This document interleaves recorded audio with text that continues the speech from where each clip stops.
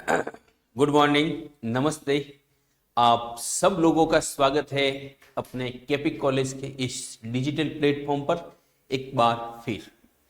तो प्यारे बच्चों, एग्जाम शुरू हो चुके हैं और अब की बार पिछले 2 साल से अपने जय नारायण व्यास यूनिवर्सिटी के अंदर जो न्यू एजुकेशन पॉलिसी 2020 चल रही है, उसके अकॉर्डिंग जो हमारे सेमेस्टर प्रणाली लागू हुई है, उस प्रणाली के अंदर एक स्किल कोर्स आपको प्रत्येक सेमेस्टर के अंदर लेना जरूरी है। प्रत्येक सेमेस्टर के अंदर आपको एक स्किल कोर्स लेना जरूरी है। स्किल कोर्स हर सब्जेक्ट के साथ वाला होता है। प्रत्येक सब्जेक्ट के साथ में स्किल कोर्स जो होता है वो जुड़ा हुआ होता है। आज हम बात कर रहे हैं राजनीति विज्ञान के स्किल कोर्स के बारे में। जिन जिन बालकों ने सेमेस्टर 1 के अंदर, यहाँ पे मेरा थंबनेल बना हुआ था मगर किसी न किसी कारण से नहीं हुआ है, सेमेस्टर 1 के अंदर जिन्होंने स्किल कोर्स में ये वाला सब्जेक्ट लिया है, भारत के संविधान का परिचय, मतलब स्किल कोर्स के अंदर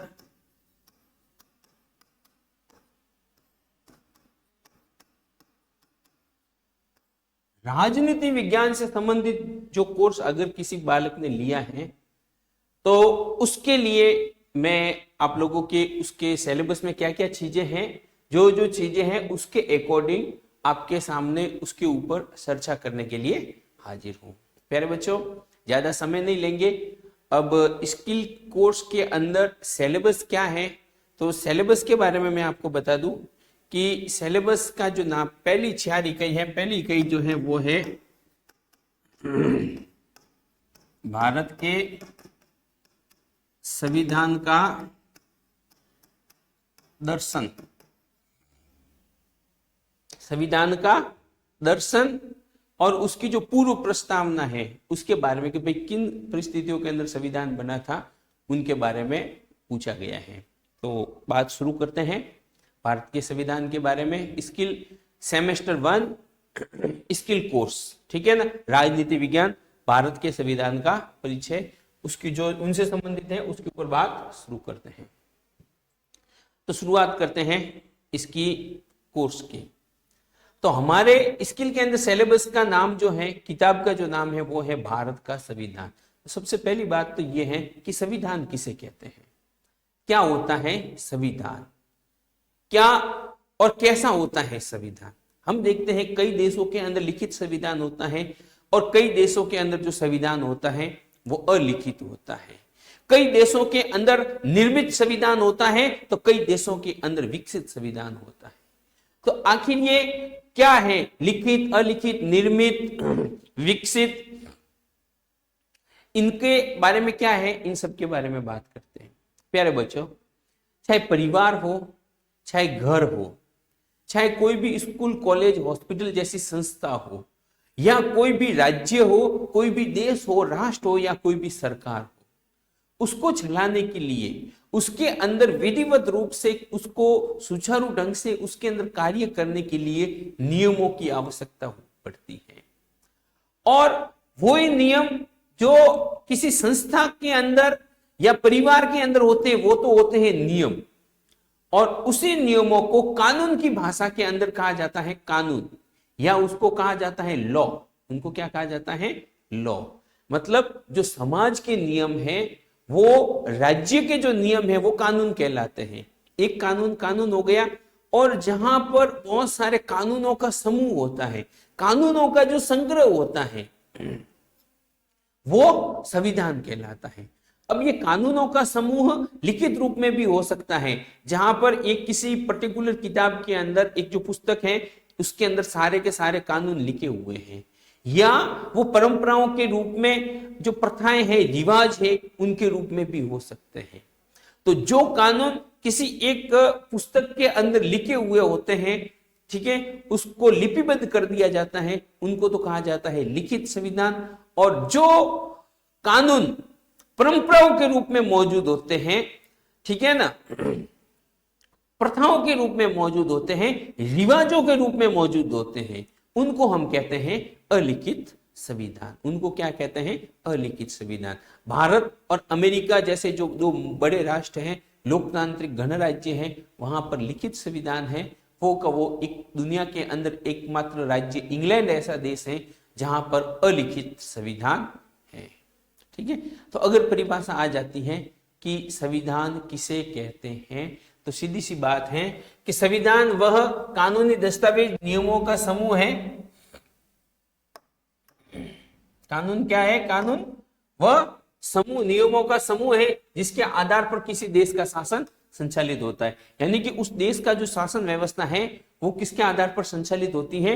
वो उस देश के कानून के आधार पर संचालित होती है, उस देश के संविधान के आधार पर संचालित होती है। ठीक है ना, संविधान के अंदर ही लिखा हुआ होता है कि सरकार कैसे बनेगी और सरकार के जो विभिन्न अंग होंगे। हम देखते हैं कि अमूमन किसी भी राज्य के 3 अंग होते हैं, किसी भी सरकार के 3 अंग होते हैं, विधायिका, कार्यपालिका, न्यायपालिका। अब मैं इसकी ज्यादा गहराई में नहीं जाऊंगा कि विधायिका किसे कहते हैं, कार्यपालिका किसे कहते हैं, न्यायपालिका किसे कहते हैं। सरकार का वह अंग जो कानून बनाने का कार्य करता है और कानूनों में संशोधन का कार्य करता है, वो विधायिका कहलाती है, व्यवस्थापिका कहलाती है। और हमारे भारत के अंदर केंद्र की जो विधायिका या व्यवस्थापिका है उसका नाम संसद है। और वो सरकार का दूसरा अंग जो शासन एवं प्रशासन का काम करता है, रोजमर्रा के कार्यों के ऊपर ध्यान देता है और कार्य करता है। ठीक है ना, रोजमर्रा के कार्यों के ऊपर ध्यान देता है और जो विधायिका के द्वारा बनाए गए कानून हैं उन कानूनों को लागू करता है, उसको हम कार्यपालिका कहते हैं। और अगर कोई व्यक्ति, कोई संस्था या राज्य स्वयं विधायिका के द्वारा बनाए गए कानूनों का तोड़ते हैं, ठीक है ना, उन कानूनों का पालन नहीं करते हैं, तो न्यायपालिका उनको दंड देने का काम करती है। अर्थात अप्रत्यक्ष रूप से या प्रत्यक्ष रूप से न्यायपालिका उस कानून की रक्षा का कार्य करती है। तो न्यायपालिका का दायित्व है कानून की रक्षा करना, कार्यपालिका उस कानून को लागू करना और शासन एवं प्रशासन करना। लागू करना मतलब शासन प्रशासन करना। और विधायिका या व्यवस्थापिका जो है, जो भारत की विधायिका, केंद्र की विधायिका या व्यवस्थापिका का नाम संसद है।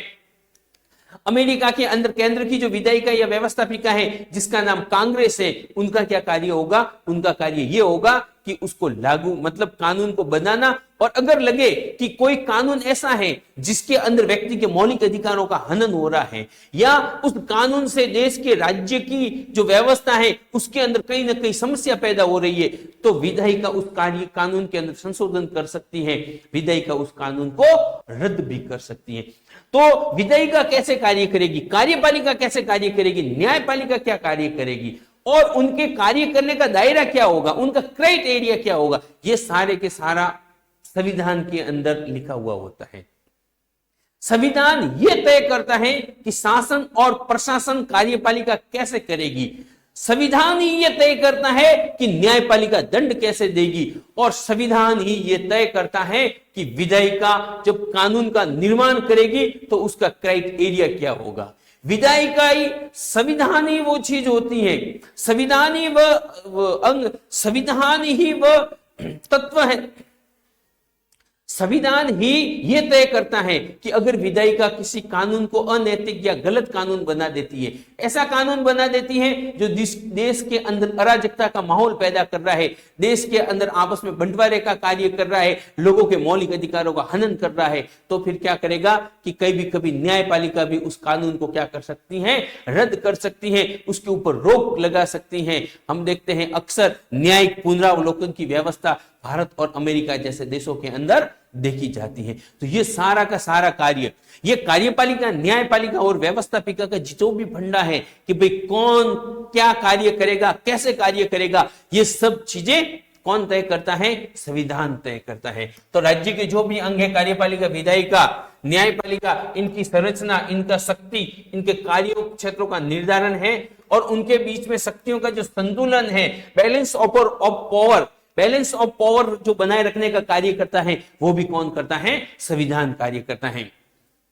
संविधान किसी भी राज्य का सर्वोच्च और मूलभूत कानून होता है, ठीक है ना, सर्वोच्च लॉ होता है, कानून होता है। संविधान ये निर्धारित करता है कि राज्य की राजनीतिक व्यवस्था कैसी होगी, शासन किस प्रकार कार्य करेगा तथा नागरिकों के अधिकार और कर्तव्य क्या होंगे, चाहे फंडामेंटल राइट्स हो, चाहे फंडामेंटल ड्यूटीज हो, या फिर सरकार का निर्माण करना हो, लोगों को मिलने वाले अधिकार हो, ठीक है ना, लोगों की पावर हो, या फिर लोगों के अधिकारों के ऊपर सीमाएं लगाना हो, सरकार का निर्माण करना हो, या शासन प्रशासन का कार्य हो, सारा का सारा जो कार्य है ये कौन देखता है? ये उस देश का संविधान देखता है, उस देश का संविधान देखता है। हम देखते हैं कि राजतंत्र के दौरान ये सारे के सारे कार्य जो थे वो राजा के द्वारा किए जाते हैं। अब अपन बात करते हैं वर्तमान भारत का संविधान।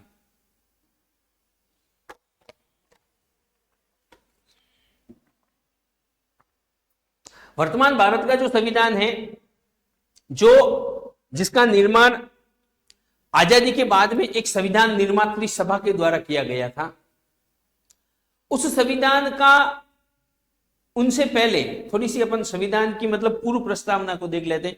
तो सीधी सी बात है कि राज सबसे पहले भारत के अंदर हम देखते हैं कि ये हिंदुओं का वगैरह शासन था, सल्तनत थी।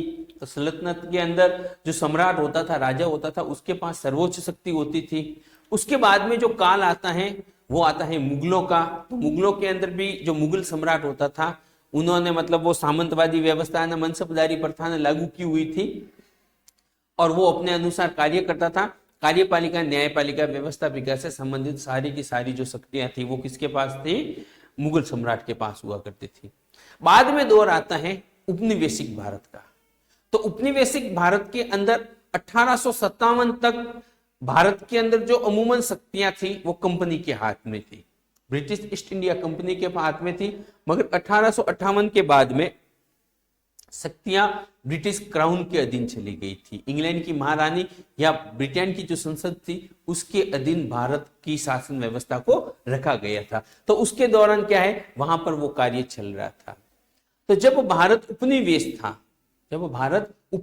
था, तो औपनिवेशिक काल के अंदर भारत के लिए कानून बनाने का कार्य कौन करता था? इंग्लैंड की संसद करती थी। हम देखते हैं कि 1909 का अधिनियम, 1919 का अधिनियम, 1935 का अधिनियम, इस समय पर बार बार जो है इंग्लैंड की संसद ने, अंग्रेजों ने भारत के लिए कुछ कानून बनाए हैं, संविधान बनाया है और उसको भारत में भेजा है। कई चीजें उसके अंदर अच्छी भी थी और कई चीजों का उस समय भारत के जो लोग थे वो उनका विरोध भी करते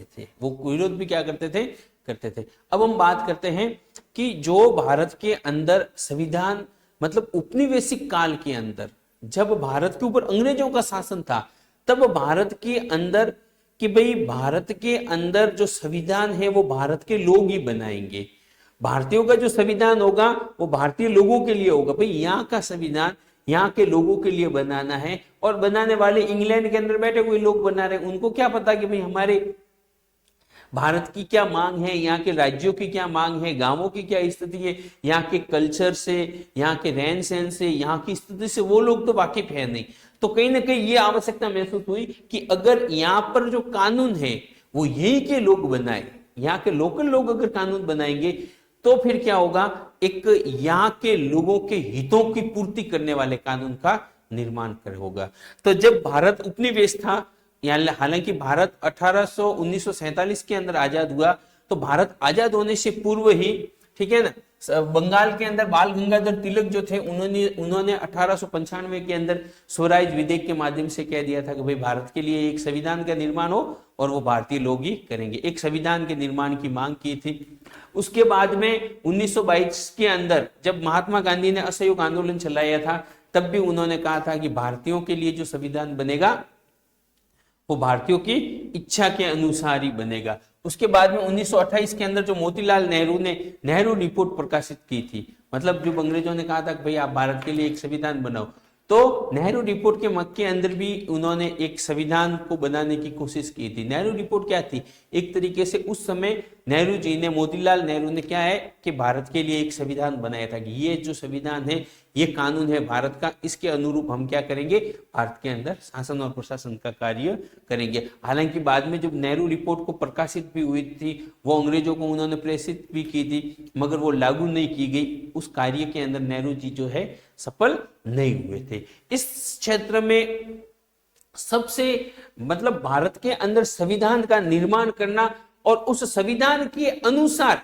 कार्यपालिका, न्यायपालिका, व्यवस्थापिका में शक्तियों का बंटवारा करना और उसके अनुसार शासन और प्रशासन का कार्य करना, इसके ऊपर सबसे महत्वपूर्ण जो कार्य किया वो किया 1934 के अंदर मानवेंद्र नाथ रॉय ने। ठीक है ना, एम.एन. रॉय ने जो है 1934 में कहा था, मांग की कि भारत के अंदर औपचारिक रूप से संविधान सभा के माध्यम से भारत में संविधान की मांग की कि आप भारत के अंदर चुनाव के द्वारा एक संविधान सभा बनाओ और भारतीय जनता के द्वारा चुनी गई जो संविधान सभा है, वो संविधान सभा भारत के लोगों के लिए संविधान की क्या करेगी, व्यवस्था करेगी। ठीक है ना। उसके बाद में 1938 में जवाहरलाल नेहरू के द्वारा भी व्यस्क मताधिकार के आधार पर संविधान सभा के गठन का मांग हुआ था। ठीक है ना। 1946 के अंदर सबसे पहले भारत के लिए एक संविधान का निर्माण होगा। इस बात को मंजूरी कब दी गई, 1946 के अंदर।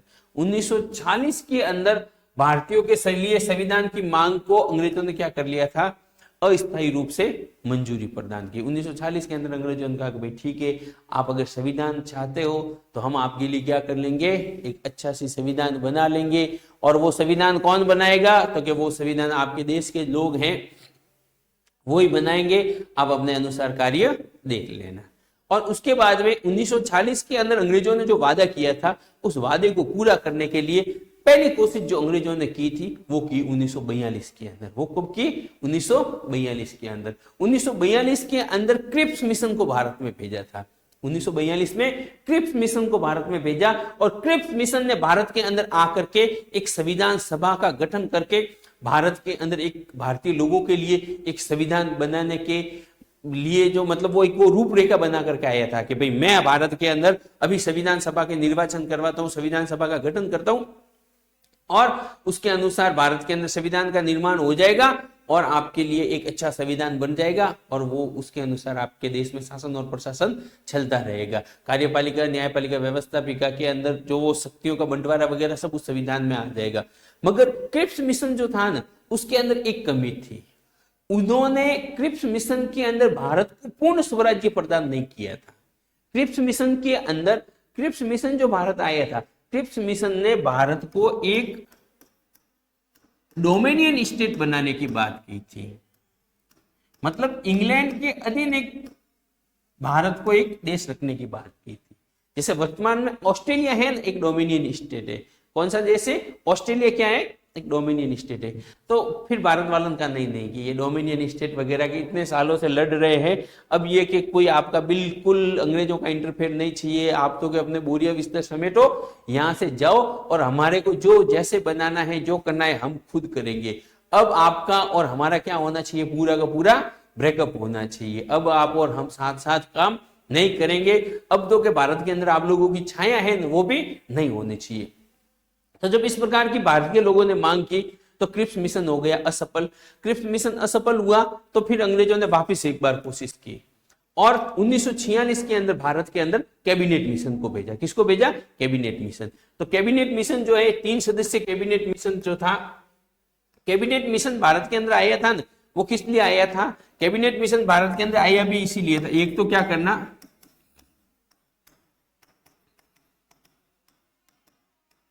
भारत को स्वतंत्रता प्रदान करना, और दूसरा कैबिनेट मिशन का जो महत्वपूर्ण कार्य था वो था भारत में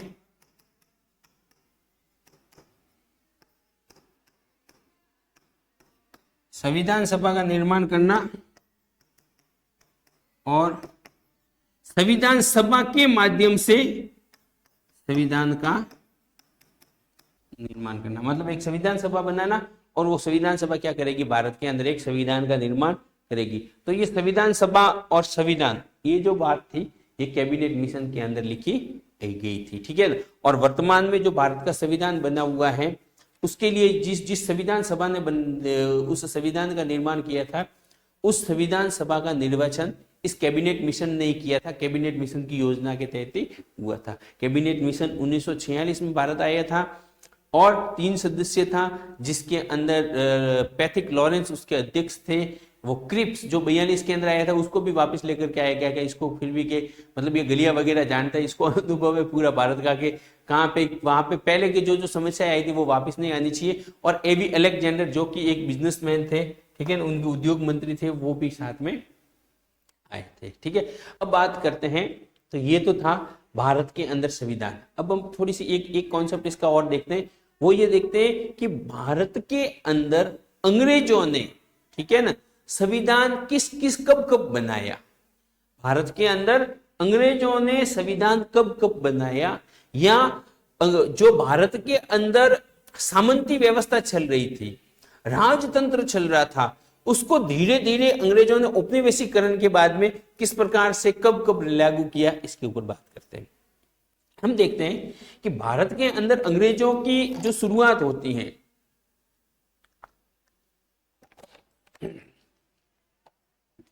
वो होती है 1757 के अंदर प्लासी के युद्ध के बाद में, और उसके बाद में 1765 के अंदर बक्सर के युद्ध के बाद में। हम देखते हैं कि प्लासी के युद्ध के अंदर अंग्रेजों के द्वारा बंगाल की जो सेना थी वो पराजित हो जाती है, और बक्सर के युद्ध के अंदर चाहे मराठा हो, चाहे बंगाल का नवाब वो कासिम हो, या फिर ये मुगल शासक हो, ठीक है, मुगल सत्ता हो, इन सबने मिलकर के क्या है कि अंग्रेजों के खिलाफ लड़ाई लड़ी थी। मगर अंग्रेजों ने क्या कर लिया था, भारत के अंदर बची हुई जितनी भी शक्तियां थी उन सबको एक साथ में क्या कर लिया था, पराजित कर लिया था। प्लासी के युद्ध और बक्सर के युद्ध की जीत के बाद में जो अंग्रेज अब तक भारत के अंदर सिर्फ व्यापार ही कर रहे थे, अब उनका पॉलिटिकल रूप से क्या हो गया, इंटरफेयर होना शुरू हो गया। अब उन्होंने भारत की राजनीति के अंदर क्या कर लिया था, प्रवेश कर लिया था, क्योंकि अब उन्होंने राज्यों को जीत लिए थे। तो जीतने के बाद में उनको क्या करना था, अब वहां पर शासन और प्रशासन का कार्य करना था। और शासन और प्रशासन करने के लिए क्या जरूरी है, नियम जरूरी है, कानून जरूरी है, क्योंकि बिना नियमों के और बिना कानूनों के जो समाज होता है, जो राज्य होता है, वहां पे फिर मत्स्य न्याय होने लगता है। जैसे समुद्र के अंदर छोटी छोटी मछलियां होती है, वो बड़ी मछलियों को खा जाती है, उसी प्रकार से क्या होगा, जिस समाज के अंदर, जिस राज्य के अंदर कानून नहीं होगा, जिस समाज के अंदर, जिस राज्य के अंदर संविधान नहीं होगा, वहां पर भी समाज के अंदर जो शक्तिशाली लोग हैं, चाहे सामाजिक रूप से हैं, सांस्कृतिक रूप से हैं, आर्थिक रूप से हैं, या मतलब सैन्य दृष्टि से हैं, वो बड़ी बड़ी ताकतें, बड़े बड़े ताकतवर लोग हैं, वो समाज के जो कमजोर वर्ग होंगे, समाज के अंदर जो कमजोर शक्तियां होगी, उनको नष्ट कर लेगी, उनका शोषण, अत्याचार, इस प्रकार की बातें निकल करके सामने आएगी। तो फिर अंग्रेजों ने देखा कि अब देखो भारत के ऊपर हम लोगों ने क्या कर लिया है, हम वहां पे गए तो थे व्यापार करने के लिए, मगर धीरे धीरे हमारे भाई लोगों ने वहां पर जो है शासन जमा लिया है, अपना अड्डा जमा लिया है, तो अब वहां पे क्या करो, वहां पे करना है अपने को राज, ठीक है ना, शासन प्रशासन करना है, तो एक काम करते हैं, बनाते हैं नियम। और अंग्रेजों ने सर्वप्रथम प्लासी और बक्सर के युद्ध के बाद में रेगुलेटिंग एक्ट 1773 लेकर के आए थे। रेगुलेटिंग एक्ट 1773 अंग्रेजों के द्वारा भारत के अंदर लाया गया प्रथम कानून था, एक तरीके से प्रथम संविधान था। ये एक नियमावली थी। ये क्या था, ये एक्ट क्या था, ये एक तरीके से संविधान का ही छोटा रूप था।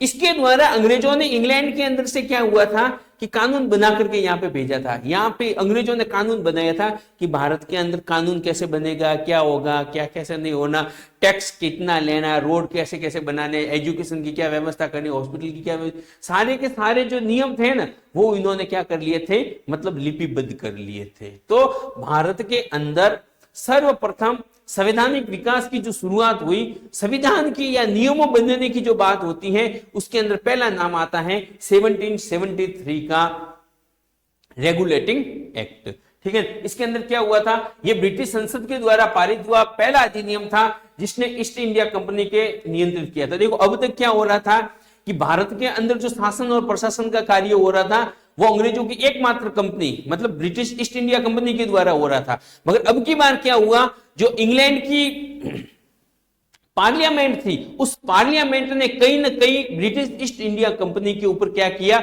उसके ऊपर थोड़ा नियंत्रण स्थापित किया और उसको भी कानून के दायरे के अंदर लिया कि अब आप अपनी मन मर्जी से भारत के लोगों के ऊपर टैक्स नहीं लगा सकते, अपनी मन मर्जी से कार्य नहीं कर सकते, बल्कि इस प्रकार से ये जो नियम है इनके अनुरूप आपको कार्य करना पड़ेगा।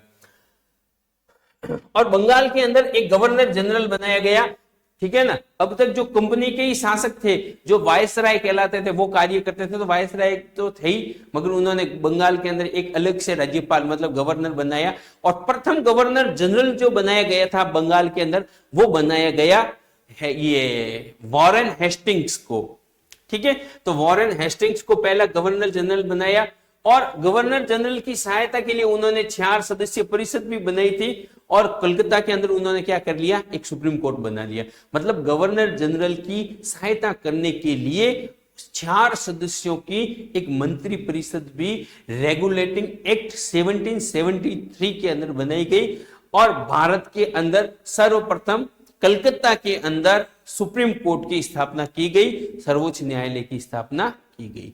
तो रेगुलेटिंग एक्ट के द्वारा भारत के अंदर संवैधानिक विकास की शुरुआत हुई थी। उसके बाद में अंग्रेजों ने, उसके बाद में भी बहुत सारे पिट्स इंडिया वगैरह नियमावली, तो बार बार बहुत सारी चीजें आई हैं, ठीक है ना। पिट्स इंडिया एक्ट भी आया था और उसके बाद में मतलब अंग्रेजों ने हर 5-7 साल के बाद में कोई ना कोई संविधान और कानून के अंदर संशोधन किए ही हैं।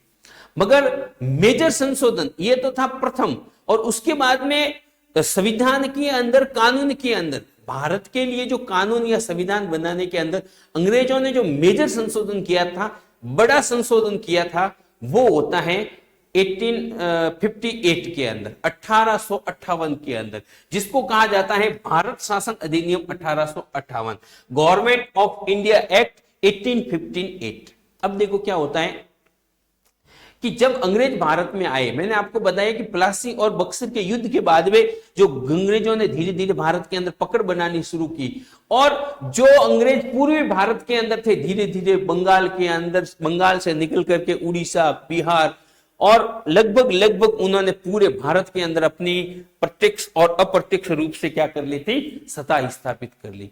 जब अंग्रेजों ने प्रत्यक्ष या अप्रत्यक्ष रूप से पूरे भारत के अंदर अपनी सत्ता स्थापित कर ली, सामाजिक दृष्टि से, राजनीतिक दृष्टि से, आर्थिक दृष्टि से भारतीय लोगों के अंदर मतलब बेचैनी होने लगी। कहीं ना कहीं भारतीय लोगों का शोषण होने लगा, इंडियन जो भारतीय जनता थी उसके साथ में अत्याचार होने लगा, बड़ी मात्रा में भारत का धन इंग्लैंड के अंदर जाने लगा, सेना के अंदर। मतलब हम 1857 की क्रांति के कारण पढ़ते हैं, वो एक हिस्ट्री का विषय, उसके अंदर आप पढ़ सकते हैं। तो विविध कारणों से, चाहे सामाजिक हो, आर्थिक हो, राजनीतिक हो या सैन्य हो, इन कारणों से भारत के अंदर एक क्रांति होती है। मतलब अंग्रेजों को भारत से भगाने के लिए यहां की सेना ने, भारत की जो सेना थी उस समय अंग्रेजों की जो सेना थी, उन सैनिकों ने क्या कर लेते हैं, विद्रोह कर लेते हैं, जिसको अपन कहते हैं इतिहास के अंदर 1857 की क्रांति के नाम से पुकारते हैं। जो हालांकि राजनीतिक रूप से, सामाजिक रूप से सभी लोगों ने उसके अंदर भाग लिया था और बहुत सारे लोगों ने मिलकर के उसके अंदर अपनी भूमिका निभाई थी, मगर उसकी जो शुरुआत हुई थी वो कब हुई थी, वो होती है इसके अंदर 1857 की क्रांति के बाद में। 1857 की क्रांति हुई, अंग्रेजों के अंदर एक जो विचार था कि भारतीय लोग हमको पसंद करते हैं, ठीक है, भारतीय जनता हमको पसंद करती है, वो गलतफहमी अंग्रेजों के दिमाग से दूर हो जाती है। इंग्लैंड की सरकार को भी पता चलता है कि भाई भारत के अंदर इतनी बड़ी क्रांति हो गई, वो भी इंग्लैंड के विरुद्ध, अंग्रेजों के विरुद्ध। और उसके बाद में ब्रिटिश क्राउन के द्वारा, ब्रिटिश प्रिंस जो थे, या अपन कह सकते हैं इंग्लैंड की संसद के द्वारा भारत के अंदर पूर्ण रूप से एक नया संविधान लागू किया गया। 1857 की क्रांति जो हुई थी, उससे सबक लेते हुए 1858 के अंदर इंग्लैंड की सरकार के द्वारा, इंग्लैंड की संसद के द्वारा भारत के अंदर भारत शासन अधिनियम 1858 लाया जाता है। और उसके अंदर यह होता है कि अब तक भारत के अंदर जो यहाँ के लोकल अंग्रेज अधिकारियों के पास में या ब्रिटिश ईस्ट इंडिया कंपनी के पास में जो शक्तियां थी उसको बिल्कुल पूर्ण तरीके से खत्म कर दिया जाता है। और सारी की सारी, चाहे राजनीतिक हो, धार्मिक हो, आर्थिक हो, भारत का पूरा जो साम्राज्य है वो अंग्रेजों के अधीन, मतलब इंग्लैंड की संसद के अधीन कर दिया जाता है। ब्रिटिश क्राउन या ब्रिटिश प्रिंस जो थे उनके अधीन भारत की शासन व्यवस्था को सौंप दी जाती है। तो 1858 का भारत शासन अधिनियम था जिसके द्वारा भारत के अंदर पूर्ण रूप से इसको कंपनी के शासन को समाप्त कर दिया जाता है और भारत की पूर्ण सत्ता क्या थी, अंग्रेजों के अधीन, इंग्लैंड की संसद के अधीन कर दी जाती है। 1858 को अपन कहते हैं कि मतलब इंग्लैंड की महारानी की घोषणा भी कहते हैं, या उसको भारत शासन अधिनियम 1858 भी कहते हैं, या उसको भारत के अंदर सुधार अधिनियम 1858 भी कहते हैं। वो लागू हुआ। ये भारत के अंदर संविधान बनाने की प्रक्रिया में एक महत्वपूर्ण कदम माना जाता है। तो 1858 के अंदर भारत अधिनियम जो था उसके द्वारा क्या किया गया कि ईस्ट इंडिया कंपनी का जो शासन था उसको समाप्त कर दिया गया और ब्रिटिश का शासन सीधे ब्रिटिश क्राउन के अधीन आ गया और भारत में वायसराय का पद जो था वो स्थापित किया गया। वायसराय का पद समाप्त नहीं हुआ बल्कि स्थापित होता है कि भाई ये गवर्नर जनरल जो थे ना, लॉर्ड डेलोजी ने, ये लॉर्ड का पद खत्म हो जाता है और वायसराय भारत के अंदर एक नया अधिकारी बनता है, ठीक है ना। और भारत परिषद वगैरह बना करके, मतलब कुल मिलाकर के भारत को पूर्ण रूप से इंग्लैंड की संसद के अधीन किया गया था। वो 1858 में किया गया था और हमें इसको इस दृष्टि से देखना है कि 1858 का जो अधिनियम था वो भारत के अंदर एक संविधान की दिशा में महत्वपूर्ण कदम था। उसके बाद में 1858 के अधिनियम के अनुरूप भारत के अंदर शासन व्यवस्था चलती है। उसके बाद में भी अंग्रेज लगातार उस संविधान के अंदर, उस अधिनियम के अंदर बदलाव भी करते रहते हैं। उनके अंदर बार बार नई चीजें भी देखने को मिलती है। उसके बाद में सबसे मेजर जो संविधान के अंदर संशोधन या बाद में एक और नया संविधान देखने को मिलता है, वो मिलता है 1909 के अंदर। 1909 के अंदर जिसको कहा जाता है भारत परिषद अधिनियम 1909, मतलब भारत परिषद अधिनियम 1909, इंडियन काउंसिल एक्ट 1909। इस अधिनियम के अंदर क्या हुआ था? इस अधिनियम को कहा जाता है मार्ले मिंटो अधिनियम। मार्ले मिंटो अधिनियम, मार्ले उस समय भारत के वायसराय थे और मिंटो जो थे वो कौन थे? इंग्लैंड के अंदर वहां के जो भारत की परिषद हुआ करती थी उसके अंदर भारत के, मतलब वहां के इंग्लैंड के हेड ऑफ द, मतलब सरकार के हेड हुआ करते थे। इन दोनों ने मिलकर के क्या है कि भारत के लिए ये बनाया था, ये सुधार अधिनियम बनाया था, ये संविधान बनाया था, इसलिए इसको मार्ले मिंटो सुधार कहा जाता है। इस अधिनियम के द्वारा विधायी परिषदें जो थी, ठीक है ना, राज्यों के अंदर जो विधायी परिषदें थी उनकी संख्या को बढ़ाया गया था और इस अधिनियम के अंदर मुसलमानों के लिए पृथक निर्वाचन की व्यवस्था की गई थी। इससे भारतीयों को प्रशासन में सीमित भागीदारी प्रदान की गई थी। मतलब अब तक भारत के अंदर शासन प्रशासन का कार्य पूर्ण रूप से अंग्रेजों के पास था, उसकी जगह अब इसके अंदर अंग्रेजों ने भारतीय लोगों को भी क्या है कि उसके अंदर उनकी भागीदारी निश्चित कर ली थी। तो भारत परिषद अधिनियम 1909 जो था वो क्या था? भारत के अंदर संविधान बनाने की दिशा के अंदर, भारत के अंदर नियम बनाने की दिशा में एक महत्वपूर्ण कदम था। 1909 के अधिनियम में परिवर्तन होता है 1919 के अंदर, ठीक है। भारत शासन अधिनियम 1919, गवर्नमेंट ऑफ इंडिया एक्ट 1919। उसके बाद में अगला जो संशोधन आता है संविधान के अंदर, या अपन कह सकते हैं उसके बाद में अंग्रेजों के द्वारा भारत के लिए नया संविधान या नई नियमावली या नया कानून जो बन करके आता है वो 1919 के अंदर आता है। आपको पता हो तो रॉलेट एक्ट जो आया था वो भी इसी के अंदर आया था। और इस अधिनियम को 1919 के अधिनियम को कहा जाता है मॉन्टेग्यू सेम्सफोर्ड अधिनियम। मॉन्टेग्यू सेम्सफोर्ड अधिनियम, क्योंकि उस समय भारत के जो वायसराय थे वो ये मतलब यही थे। तो इस अधिनियम को क्या कहा जाता है? मॉन्टेग्यू सेम्सफोर्ड सुधार भी कहा जाता है, मॉन्टेग्यू सेम्सफोर्ड अधिनियम भी कहा जाता है। और इस अधिनियम की यह विशेषता थी कि इस अधिनियम के तहत प्रांतों में द्वैध शासन प्रणाली लागू की गई थी। ठीक है ना, मतलब प्रांतों के अंदर द्वैध शासन प्रणाली लागू कर दी गई थी। अब क्या हुआ था कि केंद्र और प्रांतों के बीच विषयों का विभाजन किया गया, विधायी परिषद के अधिकारों और सदस्यों की संख्या में वृद्धि की गई।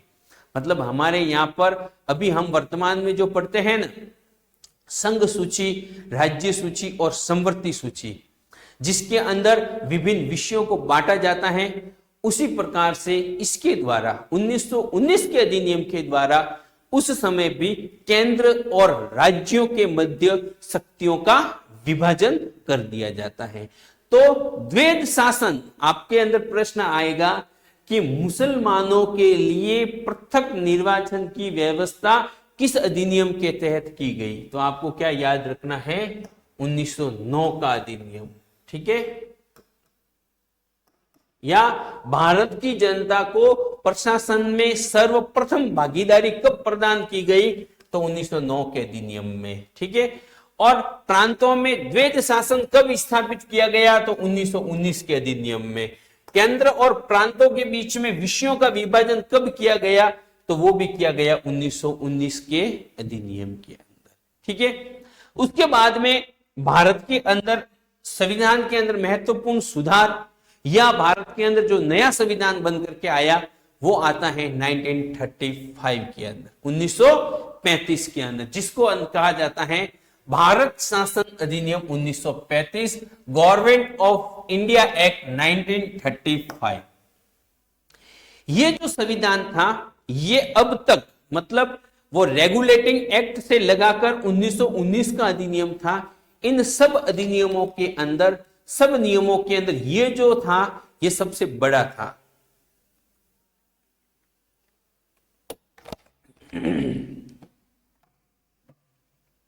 हम देखते हैं कि वर्तमान भारत के अंदर जो संविधान बना हुआ है, वर्तमान भारत के अंदर जो संविधान बना हुआ है, उस संविधान के अंदर भी सबसे बड़ी जो भूमिका है, ठीक है, वो इसी की है। मतलब वर्तमान संविधान के जो स्रोत हैं, जैसे हम कहते हैं कि नीति निर्देशक तत्व आयरलैंड से लिए गए, फंडामेंटल राइट्स जो है अमेरिका से लिए गए, ठीक है, ये इक्वेलिटी, फ्रीडम, बंधुता, ये जो व्यवस्था है ये इस तरह से फ्रांस से ली गई। तो उसी प्रकार से सबसे अधिक सोर्सेज जो है भारत के संविधान के अंदर, भारतीय संविधान के अंदर सबसे अधिक विषय अगर किसी कहीं से लिए गए हैं तो वो यह है। आज भी हम देखते हैं कि 1935 के अधिनियम की बहुत सारी बातें ऐसी हैं जो वर्तमान भारत संविधान के अंदर हूबहू कॉपी की गई, या भारत के अंदर संविधान सभा ने जो संविधान का निर्माण किया था उन्होंने अधिकांश बातें इस 1935 के अधिनियम से ही ली थी। तो ये ब्रिटिश शासन का सबसे व्यापक और महत्वपूर्ण अधिनियम था। इसमें संघीय शासन प्रणाली की व्यवस्था की गई थी, प्रांतों में प्रांतीय स्वायत्तता लागू की गई थी। मतलब संघ सरकार के ऊपर, केंद्र सरकार के अंदर उसको पावरफुल बनाने की व्यवस्था इसके अंदर की गई थी। इसी अधिनियम के आधार पर शासन में संवैधानिक शासन की नींव पड़ी। मतलब संविधान के अनुसार शासन करना, संवैधानिक शासन की जो नींव इसी अधिनियम से पड़ती है। 1935 के अधिनियम ने भारतीय संविधान के निर्माण में महत्वपूर्ण भूमिका निभाई है। इसके कई प्रावधानों को संशोधित और विकसित रूप में भारतीय संविधान में शामिल किया गया है, जिससे भारत की संघीय और लोकतांत्रिक शासन व्यवस्था को मजबूत आधार मिला। यही बात मैंने अभी आपको बताई है। अब अपन बात करते हैं, भारत में संविधान का निर्माण भारत की जनता के द्वारा एक संविधान सभा के माध्यम से करना तय हुआ। अब अंग्रेजों ने क्या किया कि भारत के अंदर, अब ये थोड़ी सी पुरानी बातें आ गई, अब वापस वहां तक चलते हैं, वापस वहां पे भारत के अंदर 1956 ठीक है। 1956 कैबिनेट मिशन आता है, और कैबिनेट मिशन आया तो कैबिनेट मिशन में यह तय हुआ था कि भारत के अंदर हम भारत की स्वतंत्रता की बात नहीं करेंगे, हम बात कर रहे हैं संविधान की, कि भारत के अंदर भारत की जनता के लिए एक संविधान बनेगा और उस संविधान का निर्माण एक संविधान सभा करेगी। ठीक है ना, कौन करेगी, मतलब एक जो संविधान का निर्माण होगा वो संविधान का निर्माण कौन करेगा, संविधान का निर्माण करेगा एक संविधान निर्मात्री सभा। और ये जो संविधान निर्मात्री सभा है इसका निर्वाचन कौन करेगी, जनता। उसका निर्वाचन कौन करेगी, जनता। अब भाई ये तय हुआ कि भारत में चुनाव करवाए जाएंगे और चुनाव के बाद में क्या होगा, भारत के अंदर एक संविधान सभा बनेगी और वो संविधान सभा क्या करेगी, भारत के अंदर संविधान का निर्माण करेगी। अब ये संविधान निर्मात्री सभा जो थी ना, ये क्या करती है, इसको बनाने के लिए भारत के अंदर इलेक्शन करवाने थे। अब उस समय भारत की बहुत सारी जनसंख्या अनपढ़ और स्थिति भी बहुत खराब है, एक तरफ पाकिस्तान को अलग करवाने के लिए दंगे चल रहे हैं, तो यानी कि खराब स्थिति है। ऐसी स्थिति में पूरे भारत के अंदर चुनाव करवाना बड़ा ही कठिन कार्य था। तो उस समय भारत के अंदर क्या होता है कि अप्रत्यक्ष चुनाव के द्वारा, मतलब उस समय 1935 के अधिनियम के तहत प्रांतों के अंदर जो विधानसभाएं बनाई गई थी, उन विधान सभाओं के अंदर चुने हुए जो विधायक थे, उन विधायकों ने क्या किया, भारत के अंदर संविधान सभा के लिए सदस्यों का निर्वाचन किया। संविधान तो भारत की संविधान सभा के लिए सदस्यों का चुनाव किन्होंने किया था, वो किया था भारत के विधानसभा के सदस्यों ने। विधानसभा के सदस्यों को किसने चुना था, तो मतलब जनता ने चुना था। तो वर्तमान समय के अंदर जिस प्रकार से हमारी राज्यसभा के जो सदस्य होते हैं, हमारी राज्यसभा के सदस्यों का निर्वाचन अप्रत्यक्ष रूप से एकल संक्रमणीय मत पद्धति के द्वारा, समानुपातिक मत पद्धति के द्वारा हमारे राज्यों की विधानसभा के सदस्यों के द्वारा किया जाता है, उसी प्रकार से उस समय भी संविधान सभा के सदस्यों का चुनाव उस समय की विधानसभा के सदस्यों के द्वारा अप्रत्यक्ष रूप से हुआ था। ठीक है, बात आ गई होगी समझ में कि विधानसभा के राज्य संविधान सभा के सदस्यों का चुनाव तो डायरेक्ट प्रत्यक्ष चुनाव नहीं हुआ था, बल्कि राज्यसभा के सदस्यों की को चुना जाता है वर्तमान में। उस भांति उस समय भी राज्यों की विधानसभा के सदस्यों के द्वारा अप्रत्यक्ष रूप से किया गया था। तो भारत के अंदर यही तय हुआ कि संविधान सभा के माध्यम से संविधान का निर्माण करेगा। और संविधान सभा को बनाने की सबसे पहली कोशिश किसने की थी, तो पहली कोशिश की थी क्रिप्स मिशन के अंदर। मैंने आपको बताया कि 1942 में क्रिप्स मिशन भारत आता है और ब्रिटिश सरकार के द्वारा भेजा गया एक प्रस्ताव था। इसका नेतृत्व स्टेफर्ड क्रिप्स में किया था। इसका उद्देश्य क्या था, द्वितीय युद्ध में भारतीयों का समर्थन प्राप्त करना और भारत को युद्ध के बाद स्वशासन देने का प्रस्ताव रखना था। क्रिप्स मिशन ने भारत को युद्ध के बाद डोमिनियन स्टेट देने का प्रस्ताव दिया। भारतीय नेताओं ने इस प्रस्ताव को अस्वीकार कर लिया, इसलिए क्रिप्स मिशन असफल हो गया। प्रश्न आ सकता है कभी भी, इसलिए इसको अलग से वापस दिया गया कि क्रिप्स मिशन क्या था। तो क्रिप्स मिशन 1942 में भारत आया था, भारत के अंदर संविधान की मांग को पूरा करने के लिए, भारत के अंदर संविधान सभा को बनाने के लिए, मगर क्रिप्स मिशन असफल हो गया। क्रिप्स मिशन की असफलता के बाद कैबिनेट मिशन भारत आया, जिसने भारत में एक संविधान सभा का निर्माण किया। उसी संविधान सभा में भारत में एक संविधान का निर्माण किया। अब देखो, क्रिप्स मिशन की असफलता के बाद में कैबिनेट मिशन भारत आता है। कौन आता है, कैबिनेट मिशन भारत आता है। कैबिनेट मिशन भारत कब आया था, तो कैबिनेट मिशन भारत 1946 के अंदर आया था। और इसने भारत में आकर के क्या किया, तो इसने भारत में आकर के भारत के अंदर संविधान का निर्माण किया था। भारत में क्या किया, संविधान का निर्माण किया। और भारत में संविधान का निर्माण करने के लिए एक संविधान सभा को बनाया था। क्या बनाई, एक संविधान सभा बनाई और संविधान सभा के माध्यम से भारत में संविधान का निर्माण करने की कोशिश की थी। अब अपन बात करते हैं कैबिनेट मिशन। तो कैबिनेट मिशन 1946 में ब्रिटिश सरकार के द्वारा भेजा गया था भारत के लिए संविधान बनाने की योजना तैयार की जा सके। मतलब भारत के अंदर संविधान का निर्माण करने के लिए British east India company England की संसद के द्वारा भेजा गया ये क्या था, एक मिशन था जिसका नाम था कैबिनेट मिशन। इसकी क्या विशेषता थी, तो इसके अंदर इसकी विशेषता ये थी कि इसके अंदर 3 सदस्य थे। क्रिप्स मिशन जो भारत आया था, क्रिप्स मिशन के अंदर एक ही सदस्य था। क्रिप्स मिशन के अंदर कितने सदस्य थे, एक ही सदस्य था। मगर कैबिनेट मिशन के अंदर जो सदस्यों की संख्या थी वो थी 3। कितनी सदस्यता थी, 3 सदस्य थे। कौन कौन थे, sir lord Patrick Lawrence, Stafford Cripps और एबी अलेक्जेंडर थे। इसका मुख्य उद्देश्य भारत की स्वतंत्रता का मार्ग तय करना और संविधान सभा के योजना की गठन की योजना बनाना। कैबिनेट मिशन योजना के अनुसार संविधान सभा का गठन किया गया जिसने आगे चलकर भारत का संविधान बनाया। मतलब कैबिनेट मिशन की योजना के तहत ही भारत के अंदर संविधान सभा का निर्माण किया गया और उन्होंने भारत के अंदर संविधान बनाया। कैबिनेट मिशन में क्या तय हुआ था, तो कैबिनेट मिशन में तय हुआ कि भारत के अंदर कुल मिलाकर यहाँ की, मतलब ये संयुक्त है, भारत और पाकिस्तान की अलग अलग नहीं है, तो 389 सदस्य होंगे। सारी बात आपको पता ही है। 10 लाख सदस्यों के ऊपर एक सदस्य का चुनाव किया जाएगा। कुल 389 सदस्य होंगे। उनमें से तो भारत के अंदर संविधान बनाने के लिए संविधान सभा का गठन कैबिनेट मिशन योजना 1946 के आधार पर किया गया। इसके सदस्य प्रत्यक्ष चुनाव द्वारा नहीं बल्कि अप्रत्यक्ष चुनाव द्वारा चुने गए थे। अप्रत्यक्ष चुनाव के द्वारा राज्यों की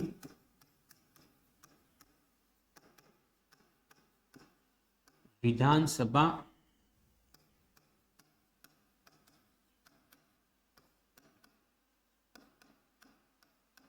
सदस्यों द्वारा, ठीक है। प्रांतीय विधानसभाओं में निर्वाचित सदस्य एकल संक्रमणीय मत प्रणाली सिंगल ट्रांसफर वोट सिस्टम द्वारा संविधान सभा के सदस्यों का चुनाव करते हैं।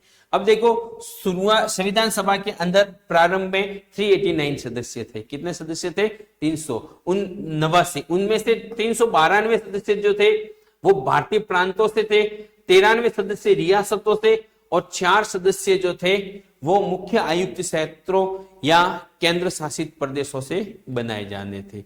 4 सदस्य कहां से बनाए जाने थे, केंद्र शासित प्रदेशों से बनाए जाने थे। और ब्रिटिश ईस्ट इंडिया कंपनी के 292 सदस्य और 4 सदस्य ये केंद्र शासित प्रदेशों से। इन 296 सदस्यों के कुल 296 सदस्यों के निर्वाचन के लिए क्या होता है, उस समय अंग्रेजों ने अप्रत्यक्ष रूप से चुनाव करवाया। अंग्रेजों ने क्या करवाया, चुनाव करवाया, ठीक है ना। और उस चुनाव के अंदर कांग्रेस को मिलती है 208 सीटें। कितनी सीटें मिलती हैं, 208 सीटें। कांग्रेस को 208 सीटें मिलती हैं। और उस समय की दूसरी जो महत्वपूर्ण पार्टी थी जिसका नाम था मुस्लिम लीग, मुस्लिम लीग को उसके अंदर 73 सीटें मिलती है। मुस्लिम लीग को कितनी मिलती है, 73, और 15 सीटें अन्य पार्टियों को मिलती है। अब सीधी सी बात थी, मुस्लिम लीग को लगा कि सीटें बहुत कम मिल रही हैं, तो मुस्लिम लीग ने इस संविधान सभा का, इस निर्वाचन का, इन सब का क्या कर लिया, बहिष्कार कर लिया। क्या कर लिया, बहिष्कार कर लिया। और ये जो है मुस्लिम लीग के जो सदस्य थे वो सारे के सारे इस संविधान सभा से क्या कर जाते हैं, हट जाते हैं। क्या करते हैं, हट जाते हैं। और उसके बाद में पीछे जो सदस्यों की संख्या रही थी वो रही थी, वो मतलब कम रही थी। अब ये बात आती है कि ये जो देशी रियासतें थी यहां से सदस्यों का चुनाव कैसे होना था, तो यहां के सदस्य का चुनाव यहां से सदस्यों को यहाँ का शासक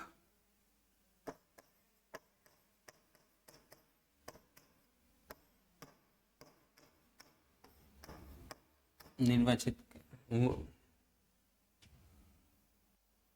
यहाँ पर यहाँ का जो शासक था ना, मतलब यहाँ से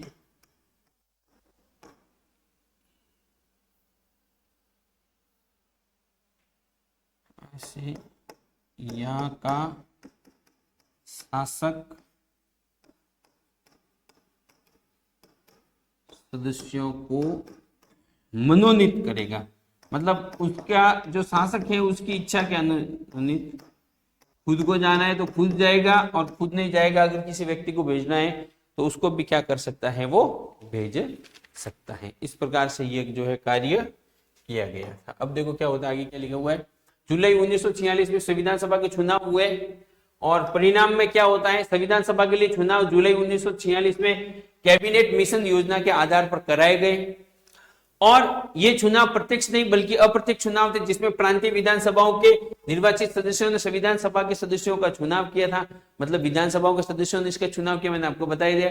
इसमें 296 सीटों पर चुनाव हुए। इनमें भारतीय कांग्रेस को 208, मुस्लिम लीग को 73 सीटें प्राप्त हुई और पिछली जो अन्य सीटें थी वो बाकी लोगों को परिणाम हुई। अब चुनाव का जो परिणाम था वो मुस्लिम लीग के पक्ष में नहीं था। तो फिर चुनाव के परिणामों से स्पष्ट हुआ कि कांग्रेस को संविधान सभा में बहुमत प्राप्त था, जबकि मुस्लिम लीग ने प्रारंभ में संविधान सभा की कार्रवाई का बहिष्कार किया। बाद में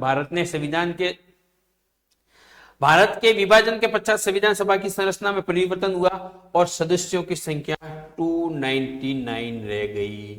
ठीक है, तो मुस्लिम लीग के सदस्य जब भारत के अंदर से संविधान सभा से हट जाते हैं 1946 के अंदर, उसके बाद में पीछे जो भारत के संविधान के अंदर सदस्यों की संख्या रही थी वो कितनी रहती है, 299।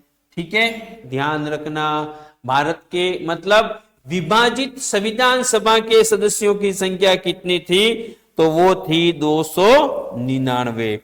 इन 299 सदस्यों में से जब भारत का संविधान बन करके तैयार हो गया तो उसके बाद में उसके ऊपर साइन करने वाले जो सदस्य थे, ठीक है ना, मतलब 26 नवंबर 1949 को जो संविधान दिवस मनाया जाता है, संविधान उस दिन अंगीकृत हुआ था, आधा संविधान लागू हुआ था।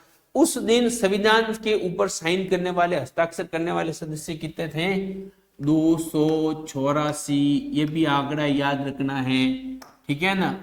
इसने कब किए थे, 26 नवंबर 1949 को 284 सदस्यों ने इसमें किए थे हस्ताक्षर, और कुल सदस्य कितने थे, तो 299।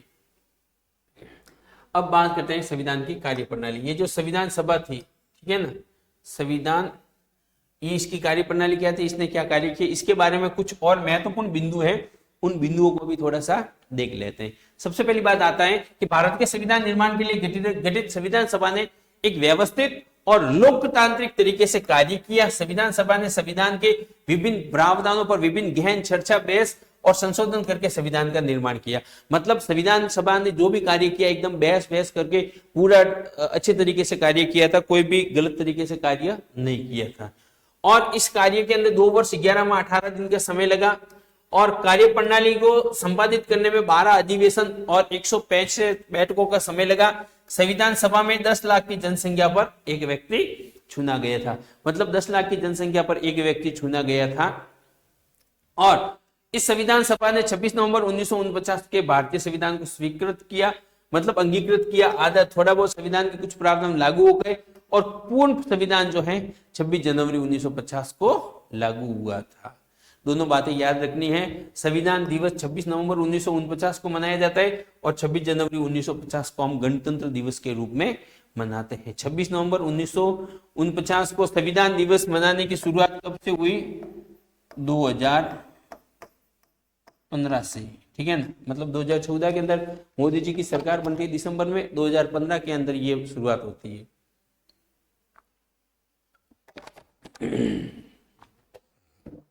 ये भी दिन महत्वपूर्ण है और इसे हमें इसको मतलब मनाना चाहिए। अब संविधान के अंदर जो प्रमुख, संविधान सभा की जो प्रमुख बैठकें हुई थी, प्रथम बैठक हुई थी 9 दिसंबर 1946 को। प्रथम बैठक कब हुई थी, 9 दिसंबर 1946 को। और उस दिन क्या हुआ कि भाई सारे के सारे जो भी सदस्य थे, जितने भी थे, वो सारे इकट्ठे हुए, बैठे एक जगह और बैठ के बातचीत की। अब देखो हमारे स्कूलों के अंदर हम देखते बाल सभा होती थी, तो उसके अंदर भी सबसे पहले वहां पे सभापति बनाया जाता है। तो उस दिन उन्होंने देखा कि सारे लोग आ गए हैं एक व्यक्ति इसका अध्यक्ष या सभापति होना चाहिए।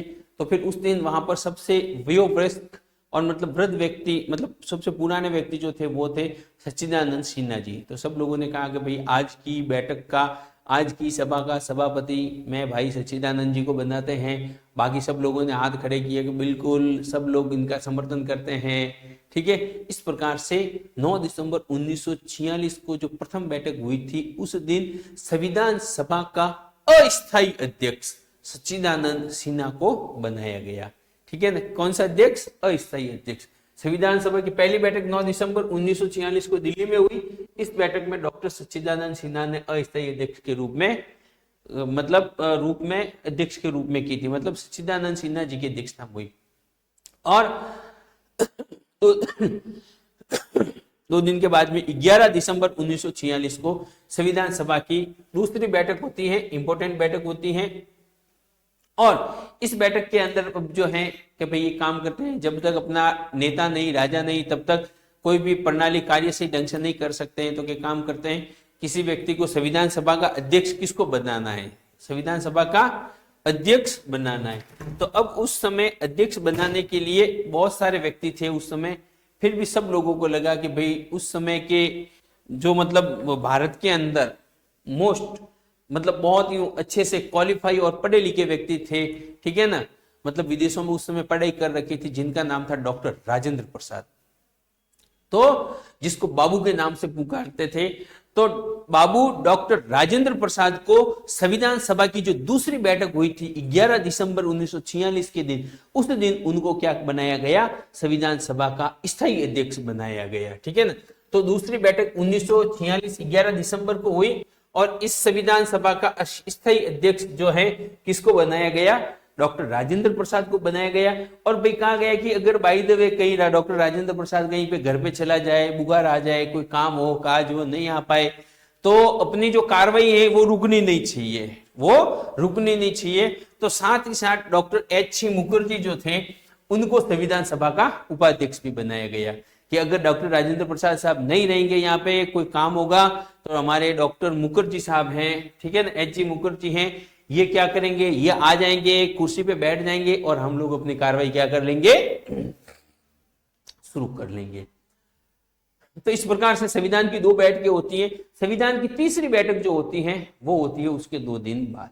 ठीक है, 13 दिसंबर 1946, 13 दिसंबर 1946 को संविधान सभा की तीसरी बैठक होती है और उस बैठक के अंदर सबसे इंपॉर्टेंट काम होता है हमारे भारत के संविधान की प्रस्तावना, ठीक है ना, जिसको अपन कहते हैं उद्देशिका, जिसको क्या कहते हैं? उद्देशिका, प्रेम्बल, इन जो मतलब हमारे संविधान का आधार है कि संविधान के अंदर कौन कौन से मूल्य होंगे, संविधान किन किन बातों के ऊपर जोर देगा, ये सारी की सारी बातें जो प्रस्तावना के अंदर दी गई है, इन प्रस्तावना को संविधान सभा के अंदर रखा था संविधान सभा की तीसरी बैठक के अंदर पंडित जवाहरलाल नेहरू ने। ठीक है ना, तो संविधान सभा की तीसरी बैठक 13 दिसंबर 1946 को हुई। इस बैठक में पंडित जवाहरलाल नेहरू ने उद्देश्य प्रस्ताव, ऑब्जेक्टिव रिसोल्यूशन प्रस्तुत किया, जो आगे चलकर भारतीय संविधान की प्रस्तावना या उद्देशिका का आधार बना। और वो वही बातें कटकटा करके मतलब उसके ऊपर बहस वगैरह होकर के सामने आई थी। जो उद्देश्य प्रस्ताव संविधान सभा के अंदर 13 दिसंबर 1946 के दिन डॉक्टर पंडित जवाहरलाल नेहरू ने रखा था, वही 22 जनवरी 1946 को उद्देश्य प्रस्ताव स्वीकृत हुआ और यही आगे चलकर भारतीय संविधान की प्रस्तावना बनी और भारतीय संविधान का आधार बना।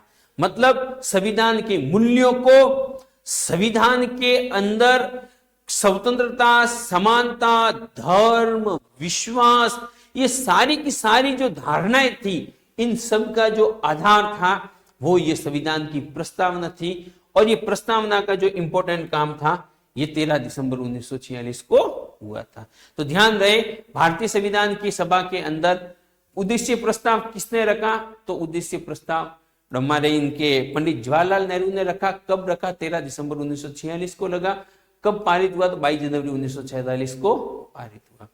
अब ये जो भारत के अंदर संविधान सभा बनी थी, इस संविधान सभा के अंदर कुछ समितियां बनाई गई थी। क्या बनाई गई थी? कुछ समितियां बनाई गई थी। उन समितियों के बारे में थोड़ा सा अध्ययन कर लेते हैं। हम भारत के संविधान की बात करें और डॉक्टर अंबेडकर के योगदान को भूल जाए, यह संभव ही नहीं है। डॉक्टर अंबेडकर को हमारे भारत के संविधान का जनक, संविधान की जननी, संविधान के अंदर मतलब बहुत सारी उपमाओं के साथ में, मतलब संविधान के साथ में डायरेक्ट रूप से डॉक्टर अंबेडकर को जोड़ा जाता है। अब आप कहेंगे कि साहब अंबेडकर का साहब का तो अपने इतने टाइम से पढ़ रहे हैं और नाम ही नहीं आया, फिर भी आप संविधान के अंदर इतना अंबेडकर का नाम क्यों रह रहे हो? अंबेडकर साहब का न तो वो इस संविधान सभा के अध्यक्ष थे, न वो उपाध्यक्ष थे।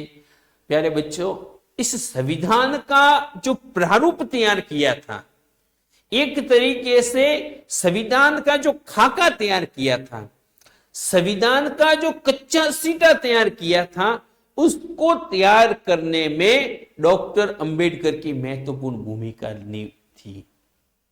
मतलब डॉक्टर अंबेडकर साहब ने जो कच्चा चित्र बनाया था, उसी कच्चे चित्र को डॉक्टर राजेंद्र प्रसाद जी की अध्यक्षता के अंदर पूरी की पूरी संविधान सभा ने वापस मतलब उसके अंदर रंग भर के उसको पूर्ण एक रूप देने की कोशिश की थी।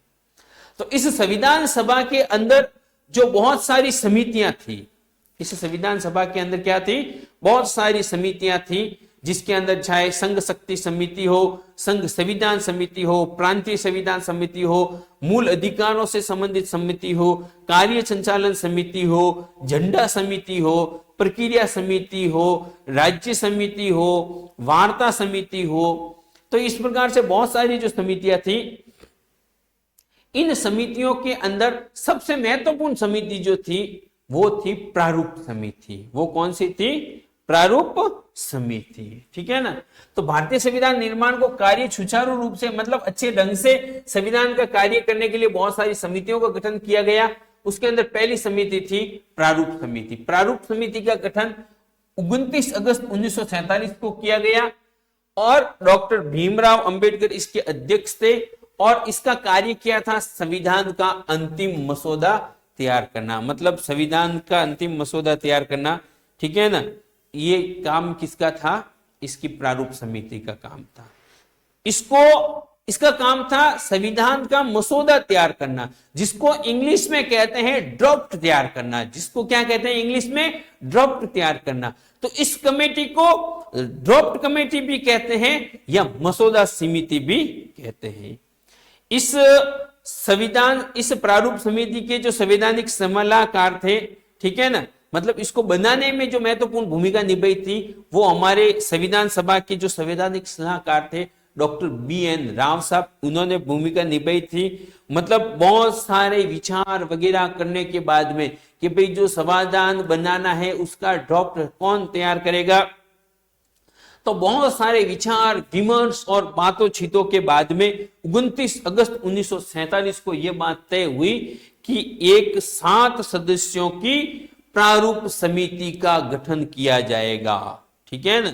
कितने सदस्य थे प्रारूप समिति में? 7 सदस्य। तो एक 7 सदस्यों की प्रारूप समिति का गठन किया जाएगा और उसके जो अध्यक्ष होंगे वो होंगे डॉक्टर भीमराव अंबेडकर। डॉक्टर भीमराव अंबेडकर। इसके अलावा उसके अंदर गोपाला स्वामी अयंगर, अल्लादी कृष्ण स्वामी अय्यर, मोहम्मद सादुल्ला, डॉक्टर के मुंशी एन माधवराव, ठीक है, और कृष्णामाचारी, ये जो थे ये अन्य सदस्य बनाए गए थे। डॉक्टर टी कृष्णमाचारी जो थे ना, वो DP खोतान साहब जो थे इसके सदस्य थे, उनकी मृत्यु हो गई थी, उनकी जगह पर पे वो आए थे। और कांग्रेस से इसके अंदर एकमात्र सदस्य जो थे वो थे डॉक्टर KM मुंशी। डॉक्टर नहीं थे, KM मुंशी, जिन्होंने रजवाड़ों के विलय में महत्वपूर्ण भूमिका निभाई थी। वो तो सॉरी मेमन थे। तो ये KM मुंशी जो थे ये भी उस समय भारत के बहुत ही अच्छे राजनीतिज्ञ थे, बड़े थे। तो इनको जो है इसके अंदर शामिल किया गया था। डॉक्टर अंबेडकर और भारत का संविधान बहुत गहरा रिश्ता है। क्योंकि डॉक्टर अंबेडकर को भारतीय संविधान का जनक, भारतीय संविधान की जननी, भारतीय संविधान का शिल्पी, भारतीय संविधान का वास्तुकार, भारतीय संविधान का रचनाकार आदि नामों से जाना जाता है। डॉक्टर अंबेडकर साहब सबसे पहले तो पूर्वी बंगाल से संविधान सभा के अंदर चुने गए थे, मगर वो पूर्वी बंगाल वाला भाग, वर्तमान बांग्लादेश वाला भाग जब पाकिस्तान के अंदर चला गया तो उसके बाद में वो मुंबई प्रेसिडेंसी से चुने गए थे। संविधान सभा के अंदर मुंबई से वो क्या है, चुने गए थे।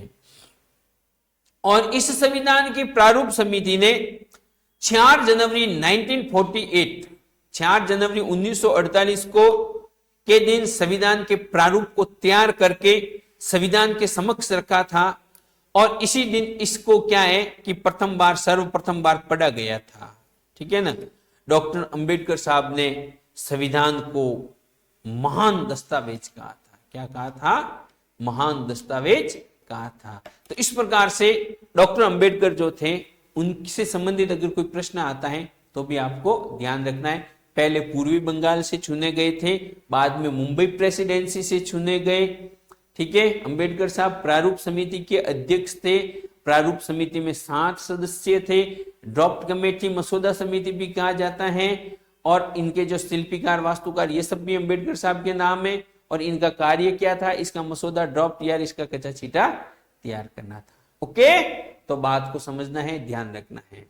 उसके बाद में आती है संघ शक्ति समिति। नेहरू जी इसके अध्यक्ष थे और इसके अंदर काम था कि केंद्र सरकार की शक्तियों और अधिकारों का निर्धारण करना, कि भाई केंद्र सरकार को कितनी शक्तियां देनी है, इसके बारे में इसका निर्धारण करना। संघ संविधान समिति थी, नेहरू जी इसके अध्यक्ष थे। इसका नाम था संघीय शासन व्यवस्था और केंद्र की संरचना निर्धारित करना, मतलब केंद्र और राज्यों के बारे में अंदर शक्तियों का विभाजन वगैरह करने का कार्य इसका था। प्रांतीय संविधान समिति जो थी, इनके सरदार वल्लभ भाई पटेल अध्यक्ष थे और प्रांतों में शासन व्यवस्था संबंधित प्रावधान तैयार करने का, मतलब प्रांतों से संबंधित कार्य करने से का जो कार्य था वो इनका था। इसके अलावा मूल अधिकार, अल्पसंख्यक और जनजातीय क्षेत्र समिति, जिसके अध्यक्ष भी सरदार वल्लभ भाई पटेल थे और इनका काम था मौलिक अधिकारों का निर्धारण, अल्पसंख्यकों के अधिकारण, जनजातीय क्षेत्रों को संरक्षण संबंधित प्रावधान बनाना।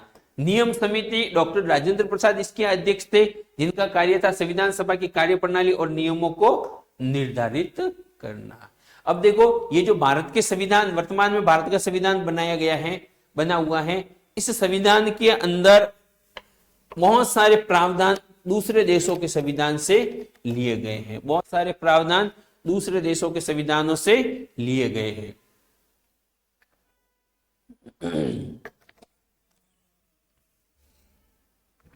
तो अभी हम कुछ समय पहले 1935 का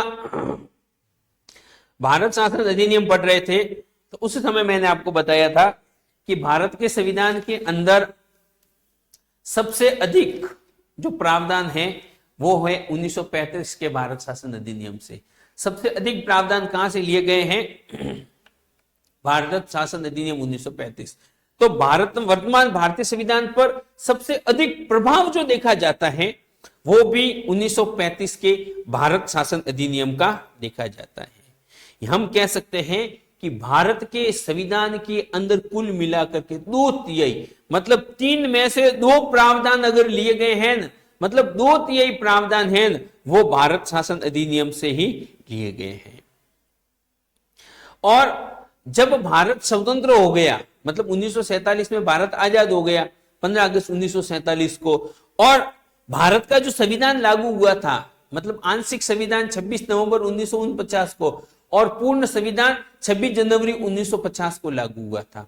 तो ये जो 20 का दौर था ना, ये जो बीच वाला जो दौर था, मतलब 15 अगस्त 1947 से लगाकर 26 जनवरी 1950 तक, ये जो बीच का जो कार्यकाल था, इस कार्यकाल के अंदर भारत के अंदर शासन और प्रशासन जो चलाया गया था वो इस 1935 के भारत शासन अधिनियम के द्वारा ही चलाया गया था। मतलब इस समय अवधि के दौरान भारत के अंदर जो नियम था, जो कानून था, वो 1935 का भारत शासन अधिनियम ही था। इसी अधिनियम के तहत, मतलब अंग्रेजों अंग्रेज जब 15 अगस्त 1947 तक भारत में थे, उन्होंने भारत के अंदर जिस कानून के द्वारा 1935 के अधिनियम के द्वारा वो जो शासन और प्रशासन का कार्य करते आ रहे थे, तो अपना खुद का संविधान बनकर के जब तक लागू नहीं हो जाता तब तक हमारे यहाँ पर की जो अंतरिम सरकार थी, जो शाम के मतलब जो संविधान सभा थी, वो दिन के समय तो संविधान निर्माण का कार्य करती थी और शाम का जो उनका सेशन होता था जिसके अंदर उन्होंने उसी में से अंतरिम सरकार बना रखी थी। तो वो अंतरिम सरकार क्या करती थी, भारत के अंदर शासन और प्रशासन का कार्य करती थी। तो उस अंतरिम सरकार के जो अध्यक्ष थे वो थे मतलब नेहरू जी। तो वो क्या करते थे कि 1935 के शासन अधिनियम द्वारा ही अंतरिम सरकार शासन का संचालन करते थे। ठीक है ना। तो इसके अलावा कौन कौन से देशों से लिए गए हैं प्रावधान, उनके बारे में बात करें। सबसे पहले ब्रिटेन, तो संघीय शासन प्रणाली, ठीक है ना, ये केंद्र और राज्यों के मध्य, और मंत्रिमंडल प्रणाली, कानून का शासन तथा एकल नागरिकता ब्रिटेन से ली गई है। अमेरिका से मौलिक अधिकार, न्यायिक पुनरावलोकन और स्वतंत्र न्यायपालिका की व्यवस्था, संविधान की सर्वोच्चता। आयरलैंड से नीति निर्देशक तत्व, ठीक है। इसके अलावा कनाडा से संघीय व्यवस्था और केंद्र को मजबूत केंद्र, अवशिष्ट शक्तियां केंद्र के पास। इसके अलावा ऑस्ट्रेलिया से लिया गया समवर्ती सूची तथा केंद्र राज्यों के बीच व्यापार की स्वतंत्रता। जर्मनी से लिए गए आपातकालीन प्रावधान। रूस से लिए गए मौलिक कर्तव्य और समाजवादी आदर्श। फ्रांस से लिए गए स्वतंत्रता, समानता और बंधुत्व के आदर्श। ये सब फ्रांस से लिए गए हैं। तो इस प्रकार से भारत के संविधान के अंदर बहुत सारे देशों से विभिन्न प्रकार के स्रोत दिए गए हैं। अब हम बात करते हैं भारतीय संविधान का दर्शन। ठीक है, बहुत महत्वपूर्ण है। IMP, संविधान के दर्शन को समझाइए। तो संविधान का दर्शन क्या है? भारतीय संविधान का दर्शन उन मूल आदर्शों और सिद्धांतों को व्यक्त करता है जिनके आधार पर भारतीय राज्य और समाज की व्यवस्था बनेगी। मतलब भारत के राज्य के जो आदर्श हैं, जो परंपराएं हैं, जिनके आधार पर राज्य की व्यवस्था की गई है, वो संविधान के भी आदर्श कहलाते हैं। संविधान निर्माताओं ने भारत को एक लोकतांत्रिक, न्यायपूर्ण, समाज और समान और कल्याणकारी राज्य बनाने के उद्देश्य से संविधान का निर्माण किया। संविधान का दर्शन मुख्य प्रस्तावना में स्पष्ट रूप से दिखाई देता है। मतलब भारत की जो प्रस्तावना है, उस प्रस्तावना के अंदर संविधान के जो मूल्य है, संविधान के जो आदर्श हैं, और या संविधान किन उद्देश्यों की पूर्ति के लिए किए बनाया गया है, वो सारी की सारी बातें हमें उस उद्देशिका के अंदर ही देखने को मिल जाती हैं। तो भारत के संविधान के जो प्रमुख दर्शन है, उनके अंदर पहला दर्शन आता है डेमोक्रेसी, मतलब लोकतंत्र है। तो लोकतंत्र का आपको सबको पता ही है कि भाई जनता का शासन, भारत के अंदर जनता सर्वोच्च होगी। सरकार का निर्धारण है वो भी किसके द्वारा होगा? जनता के द्वारा होगा। और जनता अगर सरकार कोई वापस सही काम नहीं करती तो जनता उसको हटा भी सकती है। ठीक है, तो डेमोक्रेसी, आप अब्राहम लिंकन साहब की is the people, for the people and by the people, आपको परिभाषा याद ही होगी। तो जनता का शासन होगा। ठीक है, तो संविधान का मुख्य दर्शन डेमोक्रेसी है। इसमें जनता को सर्वोच्च शक्ति माना गया है और जनता, सरकार का जो निर्धारण होता है वो किसके द्वारा होता है? न्याय, मतलब जनता के द्वारा। दूसरी, संविधान का दूसरा जो दर्शन है वो है जस्टिस, मतलब न्याय। ठीक है ना, हमारे यहाँ की पुलिस प्रणाली का भी आदर्श है कि हमारी न्यायपालिका का ये ध्येय वाक्य है कि 100 अपराधी छूट जाए मगर एक भी निर्दोष को सजा न मिले। मतलब व्यक्ति को न्याय मिलना बहुत ही जरूरी है। तो न्याय क्या है? हमारे संविधान का प्रमुख दर्शन है। संविधान सामाजिक, आर्थिक और राजनीतिक न्याय की स्थापना चाहता है ताकि राज्य में किसी भी व्यक्ति को असमानताओं का सामना नहीं करना पड़े। मतलब सामाजिक, आर्थिक और राजनीतिक तीनों प्रकार के न्याय की बात करता है। और यही बात, सामाजिक आर्थिक न्याय, हमारी प्रस्तावना के अंदर भी लिखा गया है। तीसरी बात आती है लिबर्टी, मतलब स्वतंत्रता। तो संविधान नागरिकों को विचार, अभिव्यक्ति, विश्वास, धर्म और उपासना की स्वतंत्रता प्रदान करता है। हालांकि हम जब फंडामेंटल राइट्स पढ़ेंगे, हम जब मौलिक अधिकार पढ़ेंगे अगली क्लास के अंदर, उस समय इस स्वतंत्रता के अधिकार को पूर्ण रूप से वापस अच्छे से इसको पढ़ेंगे। मगर इस स्वतंत्रता का आदर्श जो है, ये हमारे संविधान का एक क्या है? दर्शन है, संविधान का दर्शन है। इसके अलावा समानता, इक्वलिटी, जो हमारे भारतीय संविधान के अंदर अनुच्छेद 14 से 18 तक दी गई है। तो संविधान सभी नागरिकों को कानून के समक्ष समानता, समान अवसर का अधिकार देता है। जाति, धर्म, लिंग के आधार पर भेदभाव का विरोध करता है।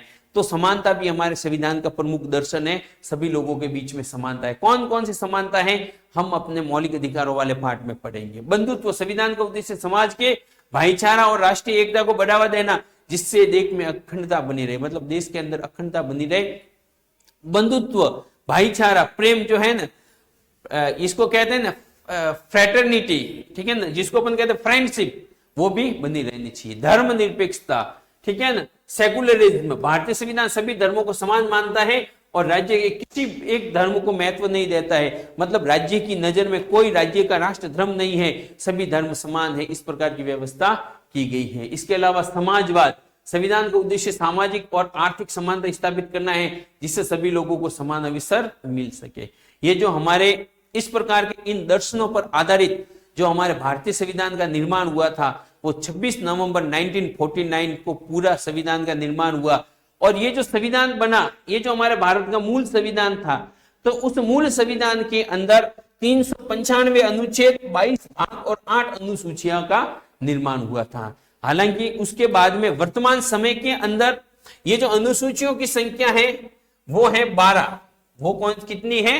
12। आप सब लोगों को पता है कि भारत के अंदर 4 अनुसूचियां बाद में मिलाई गई है, जिसके अंदर 9वीं अनुसूची 1951 के अंदर प्रथम संविधान संशोधन के द्वारा, ठीक है, 10वीं अनुसूची 52वें संविधान संशोधन के द्वारा 1985 में, 11वीं अनुसूची 73वें संविधान संशोधन के द्वारा और 12वीं अनुसूची 74वें संविधान संशोधन के द्वारा जोड़ी गई है।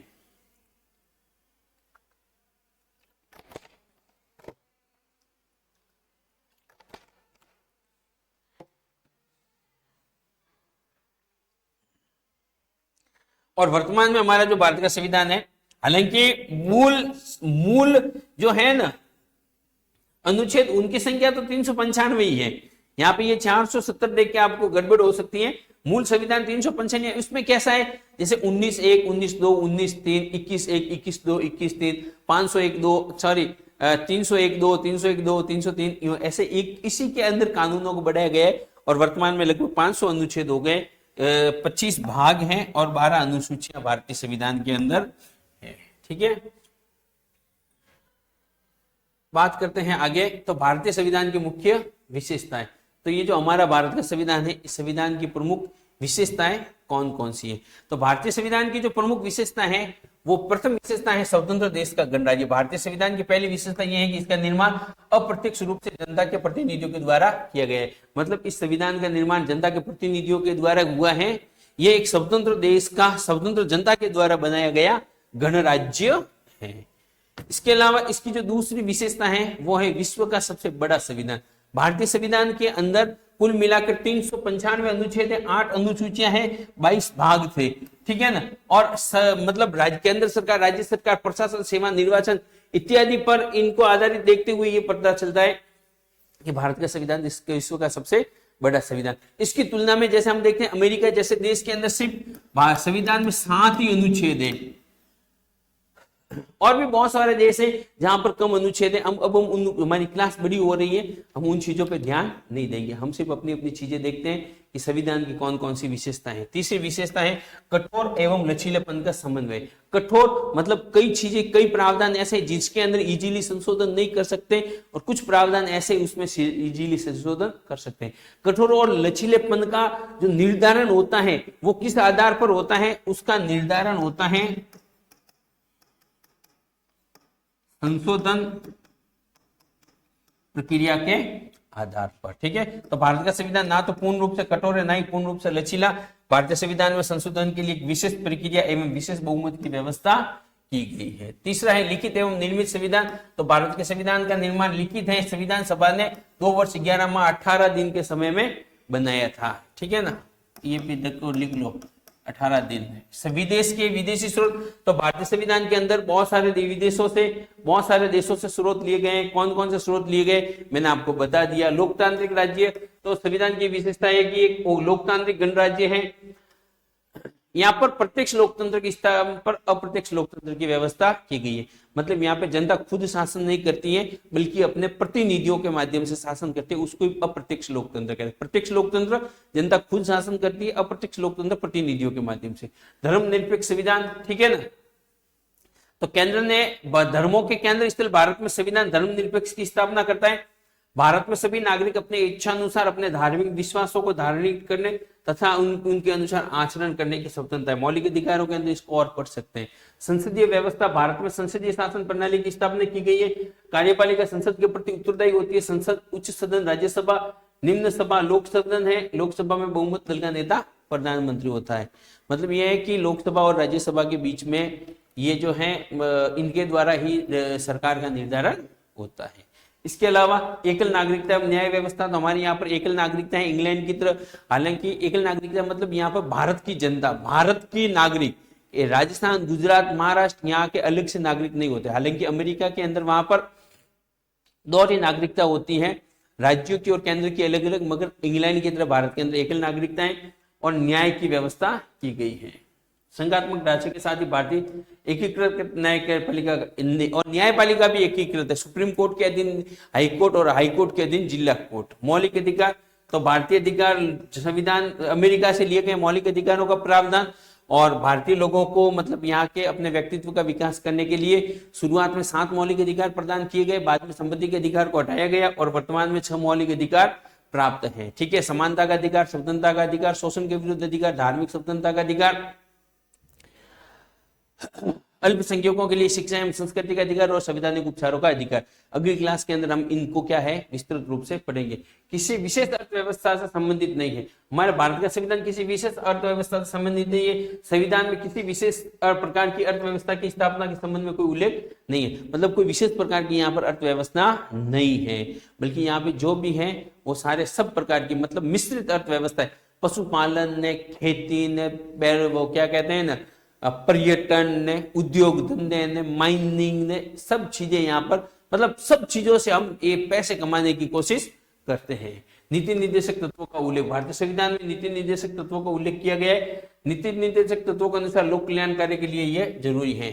ठीक है ना, मतलब भारत के संविधान के भाग 4 के अंदर से अनुच्छेद 36 से 51 तक आयरलैंड के संविधान से नीति निर्देशक तत्व लिए गए हैं, संविधान के द्वारा मान्य नहीं है। मतलब अगर नीति निर्देशक तत्व भारतीय जनता को नहीं मिलते हैं तो हम उनको कानून के द्वारा लागू नहीं करवा सकते। ठीक है, लैंगिक समानता पर जोर, वयस्क मताधिकार, भारत में 18 वर्ष या उससे अधिक सभी नागरिकों को मतदान का अधिकार प्राप्त है। ठीक है, भारत के संविधान की उद्देशिका या प्रस्तावना। तो ये थी हमारे संविधान की विशेषताएं। अब हम थोड़ी सी बात कर लेते हैं भारतीय संविधान की उद्देशिका क्या है, प्रस्तावना क्या है। तो उद्देशिका या प्रस्तावना वो की वो बात, मतलब 13 दिसंबर 1946 के दिन भारतीय संविधान सभा की जो तीसरी बैठक हुई थी उसके अंदर डॉक्टर पंडित जवाहरलाल नेहरू ने जो उद्देशिका रखी थी, जो प्रारूप रखी थी, प्रस्तावना रखी थी, जो आगे जाकर के 22 जनवरी 1947 के दिन मतलब बन करके तैयार हो गई थी, उसके ऊपर मतलब लागू वो उसके प्रावधान लागू हो गए थे, मतलब वो पारित हो गया था प्रस्ताव। और वो जो प्रस्तावना थी उसके बारे में संविधान का प्रारंभ प्रस्तावना से होता है। ये व्यवस्था अमेरिका के संविधान से ली गई है। सभी किसी भी देश के अंदर संविधान का प्रारंभ कहां से होता है, प्रस्तावना या उद्देशिका से होता है, और ये व्यवस्था अमेरिका से ली गई है। तो इसका आधार 13 दिसंबर 1946 को जवाहरलाल नेहरू ने संविधान सभा के समक्ष रखा और 22 जनवरी 1947 को ये क्या हो गया था, पारित हो गया था। अब देखो, प्रस्तावनाओं को संविधान की आत्मा, प्रतिबिंब और नीलपत्र कहा जाता है। संविधान की आत्मा प्रस्तावना है, इसका प्रतिबिंब भी कहा जाता है, छाया कहा जाता है, और इसका नीलपत्र भी कहा जाता है। ऑस्टिन ने राज्य की आत्मा कहा है। रेनविल ऑस्टिन जो थे उन्होंने किसी भी देश के अंदर प्रस्तावना को राज्य की आत्मा बताया है।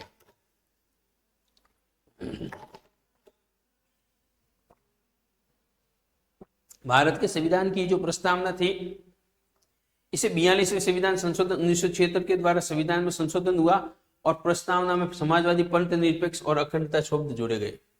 मतलब 42वें संविधान संशोधन 1976 के द्वारा भारत के संविधान की जो प्रस्तावना थी उसके अंदर 3 शब्दों को जोड़ा गया था, समाजवादी, पंथ निरपेक्ष और अखंडता शब्दों को जोड़ा गया था। ये जो प्रस्तावना है ये प्रस्तावना क्या है? तो हम भारत के लोग, मतलब आपने पढ़ा होगा पहली क्लास से लगाकर 12वीं क्लास तक हर किताब के अंतिम पृष्ठ पे या प्रथम पृष्ठ पे ये लिखी हुई होती है।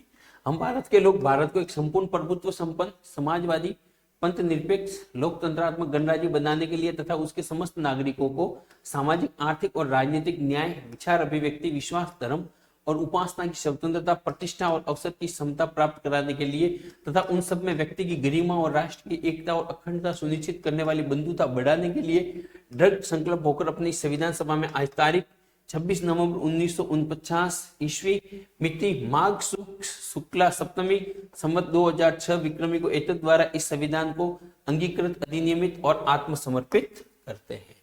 ठीक है, ये जो उद्देशिका है, ठीक है, तो इस प्रकार से अभी जो हमने पढ़ा वो क्या थे, वो हमारे संविधान की जो प्रस्तावना या उद्देशिका है इसके कुछ बोल थे। इसका क्या महत्व है, इसका क्या उद्देश्य है, किस लिए इसको रखा गया, प्रश्न आ जाता है उद्देशिका का महत्व या उद्देश्य बताइए।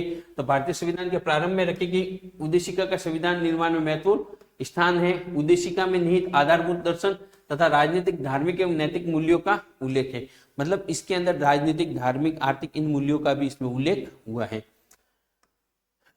इसको संविधान का आधार स्तंभ के रूप में किया जाता है। उद्देशिका में जनता की भावना तथा आकांक्षा सूक्ष्म रूप से समाविष्ट होती है। भारत के प्रथम प्रधानमंत्री नेहरू ने उद्देशिका को संविधान की आत्मा कहा था और ग्रैनविल ऑस्टिन ने भी क्या है, संविधान मतलब प्रस्तावना को आत्मा कहा था। संविधान निर्माण में महत्वपूर्ण भूमिका निभाने वाले संविधान सभा के सदस्य अल्लादी कृष्णा स्वामी अय्यर के अनुसार संविधान की प्रस्तावना हमारे दीर्घकालीन सपनों का विचार है। कृष्णा स्वामी अय्यर ने कहा था कि ये क्या है कि संविधान की जो आत्मा होती है ना, ये प्रस्तावना ये लंबे समय के बाद में पता चलता है क्या होने वाला है।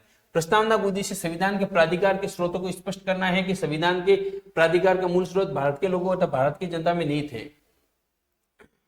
वस्तुत उद्देशिका में उन सभी अधिकारों और स्वतंत्रता की घोषणा की गई जिन्हें भारत के लोगों ने सभी नागरिकों के लिए सुनिश्चित करने की इच्छा व्यक्त की थी। इसके अलावा उद्देशिका के ये जो उद्देश्य हैं ये तो महत्व था और उद्देश्य मतलब सब ज्वाइन में ये भी पॉइंट थोड़े देख लो। संविधान के आदर्शों को स्पष्ट करना। प्रस्तावना संविधान में मूल आदर्शों जैसे न्याय स्वतंत्रता समान और बंधुत्व को स्पष्ट करती है। मतलब इन शब्दों को वापस डेफिनेट करते हैं कि इसका मतलब क्या है, समानता, कौन सी समानता, कैसी समानता, राज्य के स्वरूप को बताना। प्रस्तावना के अनुसार भारत एक सार्वभौमिक समाजवादी धर्मनिरपेक्ष लोकतांत्रिक गणराज्य है। इसके अलावा संविधान की भावना को व्यक्त करना। प्रस्तावना क्या करती है, संविधान की मूल भावना और उद्देश्यों को प्रकट करती है तथा यह बात बताती है कि संविधान किन सिद्धांतों पर आधारित है। संविधान की व्याख्या में सहायक। जब संविधान के किसी प्रावधान के अर्थ में संदेह होता है तो प्रस्तावना उसकी व्याख्या करके उसमें मार्गदर्शन करती है। राष्ट्रीय एकता को बढ़ावा देना। प्रस्तावना में बंधुत्व, एकता और अखंडता की भावना को मजबूत बनाती है। नागरिकों के अधिकारों और कर्तव्यों का मार्गदर्शन। ये नागरिकों को यह समझाने में सहायता करती है कि संविधान का उद्देश्य समाज में न्याय की और समानता की स्थापित करना है। महत्वपूर्ण बात है उद्देशिका की शब्दावली। ये जो हमारी उद्देशिका है इसकी क्या शब्दावली, इसके क्या अर्थ है। तो सबसे पहली शब्दावली है हम भारत के लोग। ठीक है, तो हम भारत के लोग, इसका मतलब ये होता है कि हम भारत के लोग, उद्देशिका का आरंभ हम भारत के लोग शब्द से होता है। इसका अर्थ यह है कि संविधान का मूल स्रोत भारत की जनता है, वही समस्त शक्तियों का केंद्र बिंदु है। अतः प्रस्तावना भारतवर्ष के लोगों को एक संप्रभु शक्ति के रूप में घोषित करती है। हमारे राष्ट्रीय आंदोलन के नेताओं ने भारतीय जनता की संप्रभुता पर सदैव बल दिया है। हम भारत के लोग मतलब इस संविधान को बनाने का जो कार्य किया है वो भारत के लोगों ने किया है और भारत के अंदर हर एक चीज के पीछे, कानून के पीछे सर्वोच्च है वो जनता है, जो लोग हैं जनता है। ठीक है, संपूर्ण प्रभुत्व संपन्न, इसका मतलब है संविधान की प्रस्तावना के अनुसार भारत एक संपूर्ण प्रभुत्व संपन्न राष्ट्र होगा। इससे यह स्पष्ट होता है कि भारत अपने आंतरिक एवं बाह्य मामलों में किसी विदेशी सत्ता के अधीन नहीं है। मतलब अब तक जो उपनिवेश था, अब कोई उपनिवेश भारत नहीं है। अब भारत के ऊपर बाहर से कोई सत्ता नहीं है। भारत अपने आप में संप्रभु है। वह अपने किसी भी आंतरिक या बाह्य नीति निर्धारण करने में किसी भी राष्ट्र से मित्रता करने अथवा न करने के लिए पूर्ण स्वतंत्र है। इसकी प्रभुता भारत की जनता में निहित होती है। प्रभुता भारत में निहित होती है। समाजवादी, समाजवादी का मतलब होता है संविधान की उद्देशिका में समाजवादी शब्द 42वें संविधान संशोधन 1976 द्वारा जोड़ा गया। भारत का समाजवाद लोकतांत्रिक समाजवाद है जो नेहरू जी की अवधारणा पर आधारित है। ठीक है ना। इसके अलावा पंथ निरपेक्ष वो की वो बात है, मतलब कोई यहाँ का राष्ट्रीय धर्म नहीं होगा, सभी धर्मों को समानता है। संविधान की प्रस्तावना पंथ निरपेक्ष शब्द को 42वें संविधान संशोधन द्वारा जोड़ा गया है। ठीक है ना। भारत एक पंथ निरपेक्ष राज्य है। इसका अर्थ है कि भारत में किसी धर्म को विशेष राज्य धर्म के रूप में मान्यता प्रदान नहीं करता है, बल्कि ये सभी धर्मों को समान भाव से समान संरक्षण प्रदान करता है। राज्य धर्म के आधार पर किसी नागरिकों में विभेद नहीं करेगा। राज्य धर्म को किसी नागरिक या व्यक्तिगत विषय का समझता है, जिससे किसी धर्म में विश्वास करने या न करने का अधिकार सम्मिलित होता है। इसके अलावा समाजवादी, तो संविधान की उद्देशिका में समाजवादी 42वें संविधान संशोधन 1976 के द्वारा जोड़ा गया। और भारत का समाजवाद लोकतांत्रिक समाजवाद है। और नेहरू की अवधारणा पंथ निरपेक्ष, संविधान की प्रस्तावना ये भी आ गया लोकतांत्रिक, मतलब लोकतंत्र से तात्पर्य लोगों का तंत्र अर्थात जनता का शासन। अब्राहम लिंकन लोकतंत्र का शासन जनता का, जनता के लिए जनता द्वारा स्थापित शासन होता है। भारत प्रतिनिधि लोकतंत्र की व्यवस्था का पालन करता है, जिसके अंतर्गत भारत में जनता अपने द्वारा अपने प्रतिनिधियों का चुनाव करती है। गणराज्य, तो गणराज्य क्या मतलब है? भारत एक गणराज्य, इसका तात्पर्य कि भारत में राष्ट्राध्यक्ष का चुनाव निर्वाचन द्वारा एक निश्चित समय अवधि के लिए होता है, न कि वंशानुगत पद्धति से होता है। मतलब यहाँ पर जो भारत का प्रमुख नेता है, चाहे राष्ट्रपति है चाहे प्रधानमंत्री है, उनका निर्वाचन यहाँ की जनता के द्वारा एक निश्चित अवधि के लिए होता है। मतलब पीढ़ी दर पीढ़ी, बाप ने उसके बाद में बेटा ने, उसके बाद में बेटा ने, ऐसे नहीं होता है। गणराज्य के सभी नागरिक समान है, अतः किसी भी लोक पद हेतु वह निर्वाचित हो सकते हैं। किसी भी नागरिक को किसी भी पद हेतु निर्वाचित होने पर कोई प्रतिबंध नहीं है। सामाजिक, आर्थिक में राजनीतिक न्याय, तो इसका मतलब है संविधान की उद्देशिका में भारतीय राज्यों को कल्याणकारी प्रकृति का राज्य बताया गया है। भारतीय राज्य अपने नागरिकों को राजनीतिक न्याय के साथ साथ सामाजिक एवं आर्थिक न्याय की प्राप्ति सुनिश्चित कराता है। विचार, अभिव्यक्ति, विश्वास, धर्म और उपासना की स्वतंत्रता, इस शब्द का नकारात्मक अर्थ होता है प्रतिबंधों का अभाव होता है, जबकि सामान्य अर्थ होता है व्यक्तिगत विकास हेतु समान अवसरों की उपलब्धता। ठीक है। इसके अलावा प्रतिष्ठा और अवसर की समानता, तो इसका तात्पर्य है अतार्किक विशेषाधिकारों की समाप्ति, आगे बढ़ने के समान अवसर तथा मानव होने के आधार पर सभी समान है। इससे संबंधित प्रावधान संविधान के भाग 3 और भाग 4 में उल्लेखित है। व्यक्ति की गरिमा, राष्ट्रीय एकता और अखंडता सुनिश्चित करने वाली बंधुता, इसका मतलब है बंधुता समाज राष्ट्र के सभी नागरिकों के बीच भावनात्मक संबंधों को दृढ़ करने का आदर्श प्रस्तुत करता है, जैसा कि परिवार के सदस्यों के बीच में होता है। भावनात्मक एकता के अभाव में न तो व्यक्ति के सम्मान की रक्षा की जा सकती है, न ही राष्ट्र एकता और अखंडता पर संरक्षित कर सकती है। इसके अलावा अखंडता शब्द 42वें संविधान संशोधन द्वारा उद्देशिका में शामिल किया गया। वस्तुत स्वतंत्रता, समानता और बंधुत्व का उद्देश्य फ्रांसीसी क्रांति 1989 से प्रभावित है। 1789 मतलब 1789 के अंदर जो फ्रांस की क्रांति हुई थी, वहां से ये सब अखंडता, स्वतंत्रता, समानता, बंधुत्व ये सब जो है लिए गए हैं। ठीक है। तो ये थी कुछ महत्वपूर्ण बातें आपके सेमेस्टर 1 के अंदर स्किल कोर्स पॉलिटिकल साइंस का जिन जिन बच्चों ने लिया है उनके लिए। 2 इकाई हो गई है, 2 इकाई बाकी है, जिनको हम कल या परसों एक नई क्लास के अंदर लेके आएंगे। सभी बच्चे ध्यान दें, खास करके अपने कॉलेज के। ये जितनी भी पीपीटीज हैं या जो बातें मैंने पढ़ाई है, इन क्लासों को 1-2 बार देख के समझे और इन सारी पीपीटीओ के शॉर्ट नोट्स बना करके आप रजिस्टर ले आकर के मेरे को कॉलेज में आकर के चेक करवाएंगे। ठीक है। आज के लिए इतना ही। ओके, धन्यवाद। हाँ, एक चीज और ध्यान रखना है, ये जो बातें हैं ये आपके सेमेस्टर 2 के अंदर वापस परीक्षा के सिलेबस के अंदर भी ये रहेगी, सेमेस्टर 2 के सिलेबस में। इसके अलावा आप कोई भी तैयारी कर रहे हैं, वहां पर ये सब चीजें आपकी हेल्प करने वाली है। ओके, आज के लिए इतना ही। जय हिंद, जय भारत।